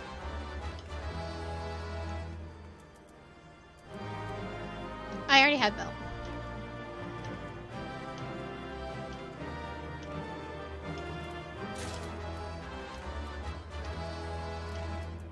There we go. Shoot. Do you have any jackets?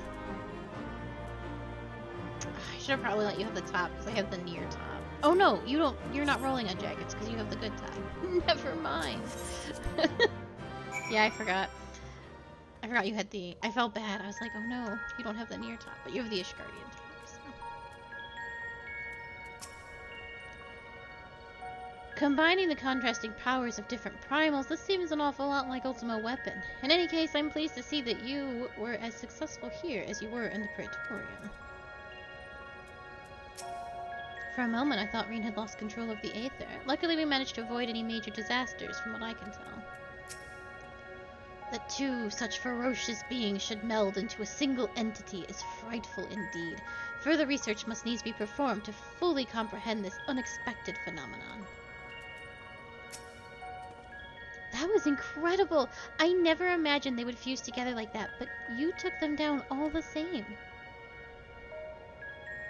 I suppose the main thing is that we're two elements closer to restoring the Aether of the Empty. Let's go and see what a difference it's made.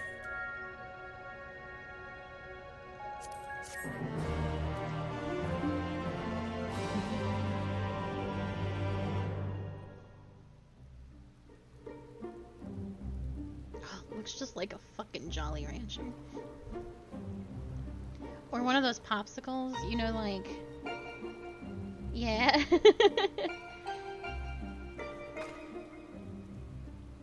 It worked. It actually worked, just like Ariane said it would. Everything we could have hoped for. Indeed, our endeavors have been repaid manifold. I wonder what will happen when we restore ice.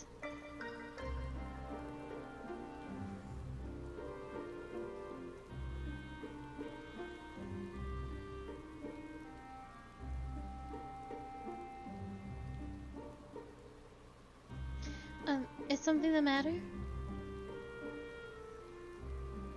One more element, and then what? You all have achieved the impossible, while I'll still be nothing. No memory, no past, no family. Nothing.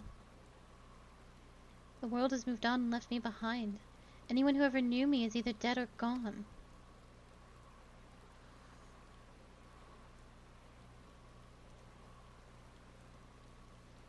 So almighty Eden, you can mend this broken world, but you can't restore one girl's memories.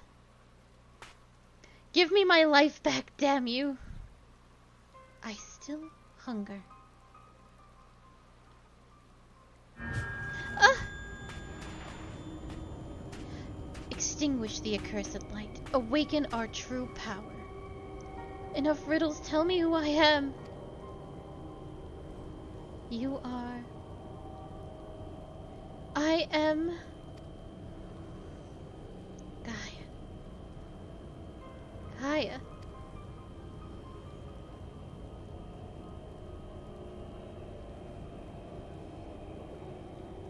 Gaia. Gaia, what's wrong? Reclaim your memories. Fulfill your destiny.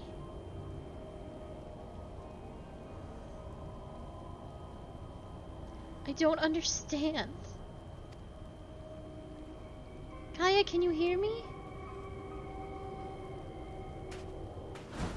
Get away from me!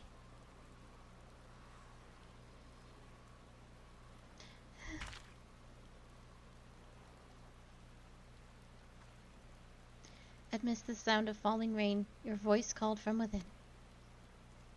Long after the rain passed, your voice echoed on.